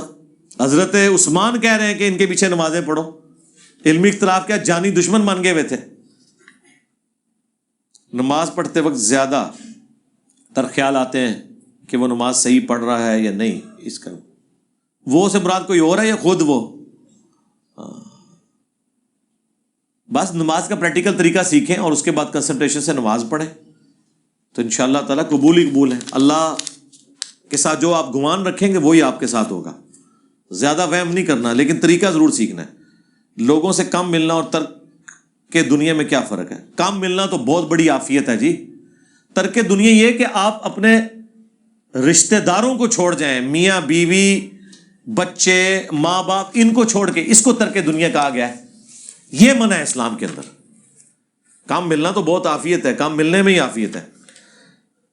اہل تشیع حضرات سعد بن عبادہ اور عثمان بن حنیف کے بارے میں کہتے ہیں کہ انہیں خلفائے راشدین نے قتل کروایا. جھوٹ بولتے ہیں, بکواس کرتے ہیں. اگر ایک کم علم آدمی کسی مفتی سے فتویٰ لے اور فتویٰ غلط ہو تو کیا بروز اشر یہ فتویٰ بطور صفائی قبول ہوگا؟ ایک مفتی سے کیوں فتویٰ لیتا ہے؟ کوئی مشکل کام نہیں ہے. بچہ داخل کرانا ہو 5 بندوں سے مشورہ کرتا ہے, مفتی سے نہیں کرتا. اس میں دین کے مسئلے میں اپنے مفتی سے پوچھتا ہے, اس کے مخالف سے. دنیا میں آپ اس لیے آئے ہیں کہ آپ جو ہے وہ ایک بندے سے مسئلہ پوچھ کے آگے چل پڑیں گے؟ نہیں, مخالف سے بھی پوچھیں اور پھر کمپیریزن کریں. دنیا میں آپ کو اللہ نے اپنے کاموں کے لیے بھیجا ہے, ان کاموں کے لیے بھیجا ہے کہ آپ نے جناب جس کے پیچھے لگے ہوئے ادھر ہی لگے رہیں گے. کیا میمز بنانا جائز ہے؟ میمز بنانا جائز تب ہے جب آپ ان میمز کے اندر کوئی گانے نہ استعمال کریں بےہودہ قسم کے, اور کسی کو بدنام اس طرح نہ کریں کہ اس نے وہ بات نہیں کی اور آپ اس کی آؤٹ آف کانٹیکسٹ پیش کر رہے ہیں, وہ کہنا کچھ اور چاہ رہا تھا. اس طرح کی میمز نہ ہو. باقی جو بزرگوں کے واقعات ہیں وہ تو گج وج کے بیان کرتے ہیں, تو آپ بھی گج وج کے مذاق اڑائیں ان کا, وہ تو آپ کا رائٹ ہے. انہوں نے جو کچھ کیا ہے دین کے ساتھ. ہماری جتنی بھی میمز بنی ہوئی ہیں اصلاحی ہیں, یہ بھی ایک ذریعہ دعوت پہنچانے کا. بہرحال وہ بےہودہ لطیفے وغیرہ وہ والی میمز نہ ہو. کئی لوگ جو ہیں وہ میمز کی وجہ سے ہی الحمدللہ کتاب و سنت کے منہج تک پہنچ گئے. انسان کی عزت اور ذلت سب اللہ کے ہاتھ میں, تو پھر انسان کا کتنا اختیار ہے؟ نہیں, انسان کا اختیار یہ ہے نا کہ وہ ذلت والے کام تو نہ کرے. اللہ کے اختیار میں ہے, لیکن اللہ نے کچھ رولز بتائے ہوئے ہیں. بیماری کون دیتا ہے؟ اللہ. تو اللہ نے یہ کہا کہ گٹر کا پانی پینا شروع کر دو اور ہیپیٹائٹس نہیں ہوگا انشاءاللہ. کو بات کریں, اللہ نے کچھ قانون بنایا ہے. سردیوں میں ننگے پاؤں آپ فرش پہ پھریں گے تو ٹھنڈ لگے گی میرے بھائی. موٹر بائک پہ 100 کی سپیڈ پہ آپ سردیوں میں ہیلمٹ بھی نہیں پہنیں گے اور آپ کے ناک میں آواز آ رہی ہے تو وہ اپنا کام نہیں ڈالے گی؟ نیچرل ہے. جس طرح پانی پینے سے پیاس بجھتی ہے, کبھی ہوا ہے کہ آپ پانی پیے اور پیاس نہ بجھ رہی ہو؟ بجھ جاتی ہے نا. کھانا کھا لیں تو سکون ہو جاتا ہے. اس طرح بیماریاں بھی اسی طریقے سے اللہ تعالیٰ نے فزیکل لاز رکھے ہوئے ہیں, وہ آپ نے احتیاط کرنی ہے. اس کے باوجود کوئی تکلیف آتی ہے اس پہ صبر کرنا ہے, اللہ تعالیٰ شفا دے گا. اس طرح ذلت اور عزت والا معاملہ بھی ہے, تو آپ اپنی ایفرٹ پٹ کریں. ہو سکتا ہے جس چیز کو آپ ذلت سمجھ رہے ہیں وہ آپ کے لیے عزت ہو. اب میرے بارے میں مولوی تو سمجھتے ہیں کہ یہ تو ذلیل ہو گیا ہوا ہے, سارے مولوی اس کے خلاف بول رہے ہیں, اس کے خلاف یہ کر رہے ہیں, پورے ملک میں ہنگامہ کھڑا کر رہے ہیں. یہ تو مجھ سے پوچھے نا کہ میں کتنا مزہ لے رہا ہوں اس کا, کہ بالکل صحیح ٹارگٹ کے اوپر ہماری بات لگ رہی ہے, کہ ہم نے آئیڈینٹیفائی کر لیے ہیں وہ مجرمین جنہوں نے دین کے ساتھ کھلواڑ کیا تھا, اور ان کی جو چیخیں ہمیں بتا رہی ہیں کہ ان کے پاس کوئی چیز نہیں ہے, اور اللہ کے نبی کا جھنڈا بلند ہو رہا ہے صلی اللہ علیہ وآلہ وسلم. علی بھائی آج کل لوگ ایک مولوی کا نام لکھا ہے اس کو سنتے ہیں گمراہ ہو رہے ہیں. اور کوئی نہیں یار, اللہ کے بندے, کیا اوقات ہے اس بندے کی, آپ جس بندے کا نام لکھ رہے ہیں وہ تو اپنے بڑے علماء شیعہ کے بارے میں کہہ رہے ہیں ان کو میں کچھ نہیں سمجھتا ہوں, خود کیا وہ 4-5 مطلب 100 یا 4-5 ہزار لوگ دیکھ رہے ہیں, آپ ان کو کہہ رہے ہیں میرے ذریعے سے نہ کروائیں, ہم اصولی بات کرتے ہیں. اگر کپڑوں پر خون وغیرہ کے دھبے پڑ جائیں تو صورت میں نماز ہو جائے گی جی. خون جو ہے نا, جو حیض کا خون ہے وہ ناپاک ہے, باقی جو جسم کا باقی خون ہے وہ پاک ہے, تھوک بھی پاک ہے, پسینہ بھی پاک ہے. پاک سے مراد ہے ناپاک نہیں ہے. یہ نہ کہ نہیں کھا لو, تھوک پاک ہے, کوئی تھوک پھینک کے اسے چاٹتا تو نہیں ہے نا. ہاں خون کھانا بھی حرام ہے, وہ تو قرآن میں آ گیا بہتا واللہ ناپاک ہے کھانے کے اعتبار سے. اولاد کا والدین کی حیات میں جداد کا مطالبہ کرنا, جداد کا کیوں مطالبہ کر رہے ہیں, ان کی مرضی دے نہ دے, وراثت تو مرنے کے بعد تقسیم ہوتی ہے. ہاں یہ کہہ سکتے ہیں کرٹسی میں تھوڑی ہیلپ کر لیں تو وہ ان کی مرضی ہے. انما انا قاسم واللہ یعطی, یہ حدیث پوری پڑھ لیں آپ, ٹھیک ہے. اللہ نبی وارث, یہ میری یوٹیوب پہ ویڈیو دیکھ لیں, یہ حدیث بخاری مسلم میں. اللہ تعالیٰ جس کے ساتھ بھلائی کا ارادہ فرماتا ہے اسے دین کی سمجھ عطا فرما دیتا ہے. پھر نبی علیہ السلام نے فرمایا اللہ دیتا ہے اور میں تقسیم کرتا ہوں, واللہ یعطی انا قاسم, یعنی دین اللہ دیتا ہے, میں تو صرف تقسیم کر رہا ہوں. اس میں رزق تقسیم کرنا, اور جو اعلیٰ حضرت نے پوری وہ ایک نعت لکھ دی, رب ہے معطی, یہ ہے قاسم, رزق اس کا ہے کھلاتے ہیں. رزق کا تو ذکر ہی نہیں ہے, اس میں اوپر باب باندھا ہے امام بخاری نے کہ اللہ تعالیٰ جس کے ساتھ بھلائی کا ارادہ فرماتا ہے اسے دین کی سمجھ بوجھ عطا فرما دیتا ہے. نبی علیہ السلام نے فرمایا, اور اللہ دین سکھاتا ہے, میں تقسیم کرتا ہوں.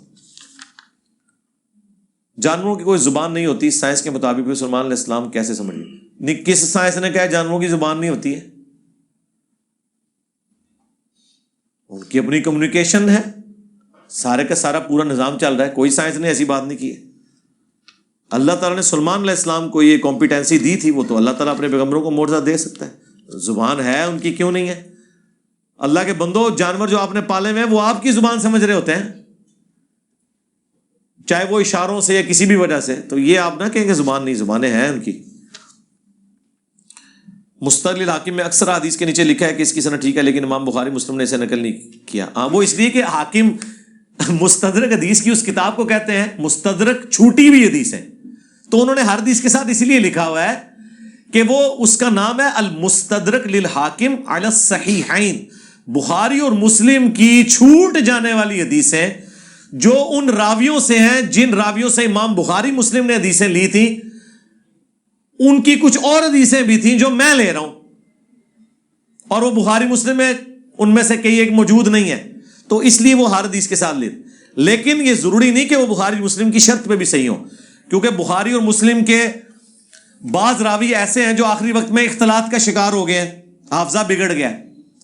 اب دیکھ, امام بخاری مسلم یہاں تک دیکھتے تھے کہ یہ حدیث ان کے جوانی کی عمر کی ہے یا بڑھاپے کی عمر کی ہے, صرف نام ایک ہو جانے سے نہیں. اس لیے شاہ ولی اللہ دہلوی نے حجت اللہ البالغہ میں حاکم کے اوپر گرفت کیا ہے کہ حاکم نے دعویٰ تو کیا ہے میں بخاری مسلم کے راویوں سے لے رہا ہوں, لیکن اس کی مضبوطی بخاری مسلم والی نہیں ہے, کیونکہ اس میں تو بعض جعلی روایتیں بھی آ گئی ہیں. راوی بے شک بخاری مسلم کے ہیں, لیکن اختلاط سے پہلے کے ہیں, بعد میں ہیں, اور کوئی سند کے اندر مسئلے ہیں. حدیث کے انٹروڈکشن پہ میرا لیکچر دیکھ لیں, انٹروڈکشن آف حدیث.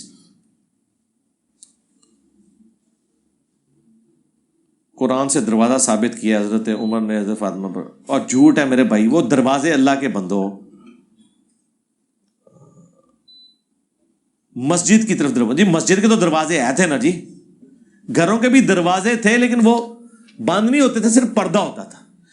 یہ تو قرآن میں لکھا ہوا ہے کہ تم ایسے گھروں میں بغیر اجازت کے داخل ہو سکتے ہو جہاں پہ کوئی رہتا نہیں ہے, اور جہاں لوگ رہ رہے ہیں اس وقت تک داخل نہ ہو جب تک کہ اجازت نہ لے لو.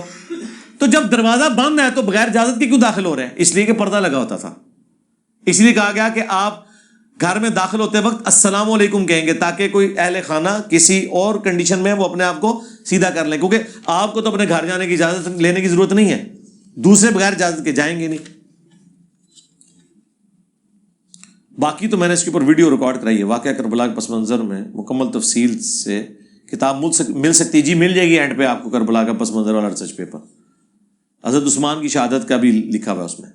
امت کو ایک جگہ جمع کرنے کے لیے وابی شیعہ سنی سب ختم کیوں نہیں ہوتا؟ یہ ختم نہیں ہوں گے میرے بھائی.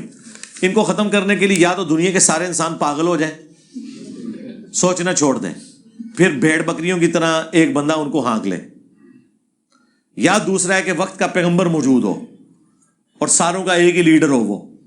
تیسرا کوئی حل نہیں, اختلاف تو رہے گا, یہی ہمارا ٹیسٹ ہے, اسی میں آپ نے حق تک پہنچنا ہے. کیا آل عمران کی آیت 179 کے مطابق اللہ تعالیٰ انبیاء کے علاوہ غیب سے کسی کو مطلع نہیں فرماتے ہیں؟ جی بالکل واضح ہے. وما کان اللہ لیطلعکم علی الغیب ولکن اللہ یجتبی من رسلہ من یشاء. اپنے رسولوں میں سے جسے چاہتا ہے چن لیتا ہے, اور پھر رسولوں کے ذریعے ظاہر ہے کہ امت تک بھی ٹرانسفر ہوئی ہیں چیزیں. ہمیں کئی ایک باتیں ایسی پتہ ہیں جو نبی علیہ السلام نے ہمیں بتائی ہیں, قرب قیامت کی نشانی ہے ساری چیزیں. اللہ کی شان الوہیت کا تقاضا ہے کہ دوسروں کو اقتدار, تصرف اور اختیار عطا فرمائے. جی دنیا میں تو اللہ نے خلیفہ بنا دیا آپ کو, جب وہ خود تو اللہ کی تو شان کا یہ بھی تقاضا نہیں تھا کہ وہ پیغمبروں کے ذریعے توحید کا تعارف کرواتا. کیا اللہ پیغمبروں کا محتاج ہے؟ لیکن یہ اللہ تعالیٰ کی ول ہے کہ بندوں میں سے میں اپنے ریپرزینٹیٹو چنوں گا. ورنہ سورہ الشعراء کے سٹارٹ میں ہے ہم چاہتے تو آسمان سے ایک نشانی ایسی نازل کرتے کہ سب لوگ ایمان لے آتے, پیغمبروں کی بھی ضرورت نہ پڑتی. لیکن ول آف گاڈ کو تو نہیں آپ چیلنج کریں گے. اس طرح دنیا میں فرعون کو اللہ نے اگر اقتدار دیا ہے تو یہ ول آف گاڈ ہے کہ آزمائش کے لیے دیا ہے. اس سے اللہ کے ساتھ کوئی شریک نہیں ہو گیا. اس نے تو اپنے بارے میں کہہ دیا سبحان ربک رب العزت عما یصفون. اللہ تعالیٰ ہر اس شرک سے بلند ہے جو لوگ اس کی طرف منسوب کرتے ہیں. اللہ کو کوئی فرق پڑتا ہے؟ آپ زیادہ والے بخاری شریف اور مسلم شریف, تو میں پھر کتوں دیواں فضائل اعمال شریف اور فیضان سنت شریف تو دیواں. اہل تشیع کو کہنا ہے کہ کیا امام بخاری سے غلطی نہیں ہو سکتی؟ یہ تو جنرل سٹیٹمنٹ ہے نا, آپ کوئی مثال لے کے ہے نا کہ یہ بات ہے جو ہمیں ہے. دوسرا شیعہ کو اگر یہ اعتراض ہے کہ ہماری کتاب سے والے نہیں دیتا, تو آپ کی کتاب سے تو سب سے زیادہ والے میں دیتا ہوں, قرآن سے, کیونکہ غدیر خون پہ بخاری شریف اور رسول الکافی شریف نہیں تھی, قرآن اور اہل بیت تھا. قرآن کو پکڑنا تھا, اہل بیت کے ساتھ اس نے سلوک کرنا تھا. تو شیعہ کی کتاب قرآن ہے بنیادی, سنی کی کتاب قرآن ہے, تو سب زیادہ والے. آج جتنا میں نے سلمان رشدی کے اوپر کیا ہے سارے قرآن سے ہی ریفرنس دے کے قرآن سے ہی تفسیر کی ہے نا. ان باتوں سے باہر نکلے میرے بھائی. ایک حدیث میں بتا دیتا ہوں, پھر میں تک نہ توڑ کے ہوتی داڑھ تھلے تو لینا. ہاں جی, طبرانی میں روایت ہے, مشکات میں ہے, مسند احمد میں ہے, فضائل صحابہ امام بن حنبل کی کتاب میں ہے کہ میری وجہ سے دو فرقے یعنی وجہ سے حضرت علی قصور نہیں ہے, یعنی حضرت علی کو بنیاد بنائیں گے جس طرح عیسیٰ ابن مریم کو بنیاد بنا لیا یہود و نصارہ نے. جہنم میں جائیں گے, ایک میری محبت میں غلوف کر کے, ایک میری دشمنی میں. یہی حدیث اصول الکافی میں بھی موجود ہے, شیعہ کی جو حدیث کی کتاب ہے, جس طرح صحیح بخاری ہمارے ہاں. یہ ایک حدیث ہے. اب آپ کے لیے اسائنمنٹ ہے کہ ڈھونڈیں یہ دو فرقے کون سے ہیں. ایک ایک تو آپ دونوں کو مل جائے گا. ہاں,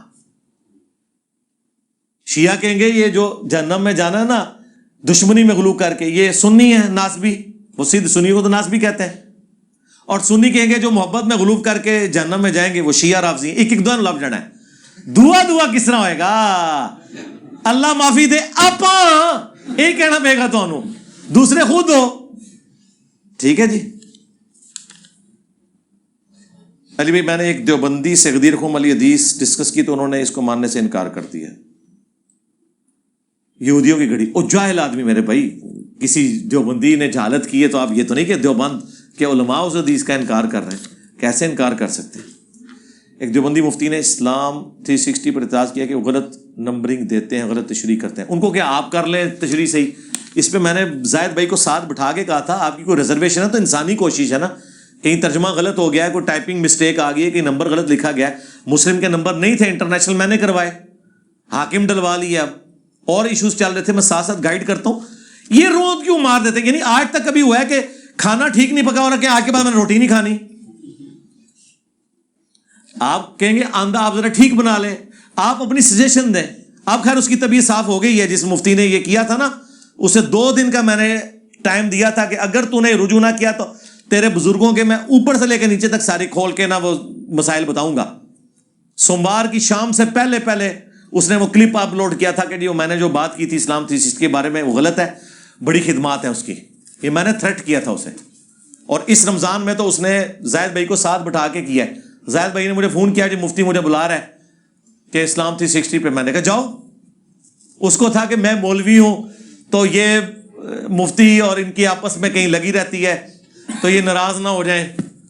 میں نے کہا یار ہم تو مٹی کے بنے ہوئے ہیں کہ ہمیں کوئی فرق نہیں پڑتا، ہم تو گالیاں کھا کے بھی خوش ہوتے ہیں. ٹھیک ہے، تو یہ گالیاں دے کے بھی ان کا غصہ ٹھنڈا نہیں ہوتا. تو میں نے کہا جاؤ یار اچھی بات ہے. پھر وہ گئے بھی.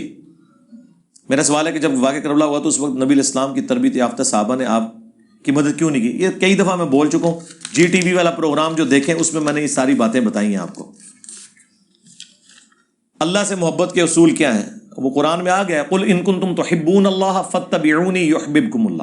اے نبی ان سے فرماؤ اگر تم اللہ سے محبت کرتے ہو تو پھر رسول اللہ کی اتباع کرو، پھر اللہ بھی تم سے محبت کرے گا، تمہارے گناہوں کو بھی معاف کر دے گا. یہ ہے جی. معاویہ نام رکھنا کیوں غلط ہے؟ ہم نے کب کہا غلط ہے؟ میں نے تو کبھی نہیں کہا. غلط کا لفظ تو میں نے کبھی استعمال نہیں کیا. میں نے تو کبھی یہ بھی نہیں کہا کہ یزید نام رکھنا غلط ہے. صحابہ کے نام تھے یزید، حضرت معاویہ کے علاوہ اور صحابہ کے نام معاویہ ہیں. میں نے یہ کہا تھا یہ پریفریبل نہیں ہے، ضرورت نہیں ہے، امت کے دل دکھے ہوئے ہیں. تو یہ چیز ہے، اگر رسول اللہ یہ کہہ سکتے ہیں کہ واشی تیرا اسلام قبول ہے لیکن مجھے شکل نہ دکھانا، تو نے میرا چچا قتل کیا ہوا ہے. تو یہ نبی علیہ السلام جو سٹیٹمنٹ دے رہے تھے، کیا یہ آپ کی ایسی سٹیٹمنٹ تھی کہ جس کو آپ جنرلائز کر لیں گے؟ یا اس کے بعد صحابہ کرام بھی پھر کہتے تھے تو نے اپنی شکل نہیں مجھے دکھانی؟ نہیں، ساری جنگوں میں شریک رہے ہیں. مسلمہ کذاب کو حضرت واشی نے قتل کیا ہے. تو آپ اللہ کے بندوں ذرا اس معاملے کو سمجھا کریں. نمازی کے آگے سے کسی انسان یا پالتو جانور کے گزرنے سے نماز نہیں ٹوٹتی ہے، لیکن نبی علیہ السلام نے اس چیز کو پسند نہیں فرمایا. ابو داؤد میں حدیث ہے، ایک بکری گزر رہی تھی، آپ نے اس کو سائڈ پہ کر دیا. بخاری مسلم میں حدیث ہے، اگر کوئی سترا آپ رکھ کے نماز پڑھے اور آپ اور سترے کے درمیان سے کوئی گزرنے کی کوشش کرے، اس کو روکو، نہ رکے، لڑو اس سے، وہ شیطان ہے. تو یہ پسندیدہ نہیں کہ آپ کے آگے سے گزرے. نماز نہیں ٹوٹتی. حضرت حسین علیہ السلام کی شہادت کے بعد کا سر مبارک تلاوت کر رہا تھا، لکھا ہوا ایک مولوی کا، اس نے ثابت. میرے بھائی یہ چیزیں بالکل نان سینس باتیں ہیں. یہ میرے بھائی نہ قرآن میں بیٹھتی ہیں نہ سنت میں بیٹھتی ہیں. اگر یہ ساری چیزیں ہونی ہوتی تو نبی علیہ السلام بھی میت کے اوپر چرپائی پہ کلام کر رہے ہوتے جب کہ ثقیفہ بانی ساعدہ کے بعد سارے معاملات ہو چکے ہوئے تھے. یہ ساری قرآن کے اسلوب کے، قرآن میں واضح سورہ یاسین اور سورہ الواقعہ میں جو دنیا سے چلا گیا واپس نہیں آئے گا، اس کی اس دنیا میں کوئی کمیونیکیشن نہیں. کو پیما کے متعلق بتائیں کہ جب وہ پہاڑ پر جاتے ہیں تو کیا خودکشی ہے؟ جن کی تو پروفیشن ہے اور وہ اس کو کر سکتے ہیں ان کا تو ٹھیک ہے، اگر حادثہ ہو جائے تو اللہ ان کو معاف کرے. عام بندے کا کام تو نہیں ہے کہ مطلب وہ ایک چھوٹی سی سیڑھیاں نہیں چڑھ سکتا اور جا کے پہاڑ کے اوپر چڑھنا شروع کر دے. گریجولی کرے اس کو. اگر کوئی پروفیشن کے طور پہ بنانا چاہتا ہے تو پراپر طریقے سے بنائے، تو اس میں کوئی حرج نہیں ہے. وضو میں سر کا مسح کرنے کا سنت طریقہ وہی ہے جو بخاری مسلم میں ہے کہ آپ نے یوں ہاتھ پیچھے لے جانے ہیں. یہ جو کہتے ہیں ایسے کر کے جس طرح مرضی لے جائیں، سادہ یوں لے جائیں، ایسے واپس لیں، سر کا مسح ہو جائے گا. سیکورٹی گارڈز کے متعلق بتائیں جب وہ وی آئی پی پرسنالٹی کی آپسی دشمنی میں مارے جاتے ہیں. ظاہر ہے تو پھر اپنی ڈیوٹیز اگر ایمانداری سے کر رہے ہیں اس دوران مارے جاتے ہیں، وہ تو شہید ہیں نا جی. کسی چور ڈاکو کی حفاظت میں نہ لگے میں ہوں. حدیث میں وارد ہے کہ نوح علیہ السلام کی قوم انکار کرے گی کہ ہمیں دعوت نہیں دی گئی تو رسول اللہ کی امت گواہی دے گی. پھر وہ کہتے ہیں کہ جی کیا خلیفہ راشد کے خلاف جنہوں نے بغاوت کی تو آج کی امت سے یہ گواہی نہیں مانگی جائے گی کہ نبی الاسلام کی پیش گوئی ہوں گے؟ جی یہ تو واضح ہے. قرآن میں سورہ البقرہ کی آیت نمبر 159 اور 160 جو ہم نے کربلا والے ریسرچ پیپر کے ٹاپ پہ لگائی ہے کہ جو لوگ اللہ تعالیٰ کی طرف سے آئی ہوئی خبروں کو، دین کی باتوں کو، چاہے قرآن کی شکل میں سنت کی شکل میں چھپا لیتے ہیں، ان پہ اللہ کی فرشتوں کی تمام لعنت کرنے والوں کی لعنت ہے جب تک کہ توبہ کر کے وہ باتیں بیان نہ کر دیں. یہ تو قرآن میں لکھا ہوا ہے، یہ جنرل رول ہے. اور ترمذی، ابو داؤد، نسائی، ابن ماجہ میں حدیث ہے جس سے کوئی علم کی بات پوچھی گئی اور اس نے چھپا لی تو قیامت کے دن اس کے منہ میں لگام ڈالی جائے گی. بالکل پوچھا جائے گا. تو جنرل ساری چیزوں کے لیے. کیا یورپ جانے کے لیے جو کاغذی شادی کی جاتی ہے کوئی جائز نہیں میرے بھائی, وہ نکاح اسٹیبلش ہی نہیں ہوتا, بالکل غرر ہے, دھوکہ ہے, حرام ہے, ظلم ہے. عمر سیریز میں جو عورتوں کے کردار ہے, جو میوزک ہے, وہ جائز ہے. عورتوں کو نہ دیکھیں جی آپ, وہ جو میوزک پہ میرا آپ ایشو دیکھ لیں. میں میوزک مطلقاً نہیں ہے, میوزک کے اوپر وہ شرعی حکم جو آپ بیان کرنا چاہ رہے ہیں اس کے لیے میری آپ ویڈیو دیکھ لیں. وہ جو بیہودہ قسم کے گانے میوزک ہیں ان کی ممانعت ہے. ایلو جی تہاڈا پورا تھدا ہے جی. ایک سوال ایسا نہیں جڑا مینوں بھیجیا تسی تے میں نہ پڑھیا ہوئے. ہاں کوئی ہے بندہ جنہیں بھیجیا ہوئے, لیٹ کمر دی گل نہیں کر رہا کہ پرچی بھیجی اور میں نے پڑھی نہیں ہے. کسی کی پرچی ایسی نہیں ہے. اللہم انی اسألک بانک انت اللہ لا الہ الا انت الاحد الصمد الذی لم یلد ولم یولد ولم یکن له کفوا احد وإلہکم الہ واحد لا الہ الا هو الرحمن الرحیم الف لام میم اللہ لا الہ الا هو الحی القیوم اللہم صلی علی محمد وعلی آل محمد اللہم ربنا آتنا فی الدنیا حسنہ وفی الآخرۃ حسنۃ وقنا عذاب النار ربنا آتنا من لدنک رحمۃ وہیئ لنا من امرنا رشدا لا الہ الا انت سبحانک انی کنت من الظالمین اللہم احسن عاقبتنا فی الامور کلها واجرنا من خزی الدنیا وعذاب الآخرہ رب ارحمہما کما ربیانی صغیرا ربنا هب لنا من ازواجنا وذرياتنا قرة اعین وجعلنا للمتقین اماما اللهم اغفر لحينا وميتنا وشاهدنا وغائبنا وصغيرنا وكبيرنا وذكرنا وانثانا اللهم من احييته منا فاحيه على الاسلام ومن توفيته منا فتوفه على الايمان. اے اللہ جن جن بھلائیوں کا سوال تیرے محبوب صلی اللہ علیہ وآلہ وسلم نے تجھ سے کیا, ہمارے حق میں, ہمارے ماں باپ کے حق میں, ہمارے بیوی بچوں کے حق میں, پوری امت کے حق میں قبول منظور فرما. جن جن چیزوں کے شر سے تیرے محبوب علیہ السلام نے تیری پناہ طلب کی, پوری امت کو ان چیزوں کے شر سے اپنی پناہ عطا فرما. تمام مسلمانوں کی, خواہ وہ جنوں میں ہے یا انسانوں میں, تمام دینی دنیاوی جسمانی روحانی ظاہری باطنی پریشانیاں, تکلیف, مصیبتیں, دکھ, بیماریاں, دشواریاں دور فرما. خصوص بالخصوص انڈیا, کشمیر, فلسطین, یمن, عراق, شام, لبنان, افغانستان, چائنا, جہاں کہیں مسلمان کسب پرسی کی زندگی گزار رہے ہیں, غیب سے ان کی عزت, آبرو, جان و مال کی حفاظت فرما. اے اللہ ہمارے ملک پاکستان کی خیر فرما, پورے عالم اسلام کی خیر فرما. حاضرین کے جو چھوٹے بڑے رشتہ دار فوت ہو چکے ہیں ان کی مغفرت فرما, جو بیمار ہیں انہیں شفا عطا فرما. اے اللہ حاضرین کے دلوں میں جو جو نیک اور جائز دعائیں ہیں قبول و منظور فرما. سبحان ربک رب العزت عما یصفون وسلام علی المرسلین والحمد للہ رب العالمین وصلی اللہ علی النبی الکریم وعلی آلہ واصحابہ اجمعین الی یوم الدین. آمین.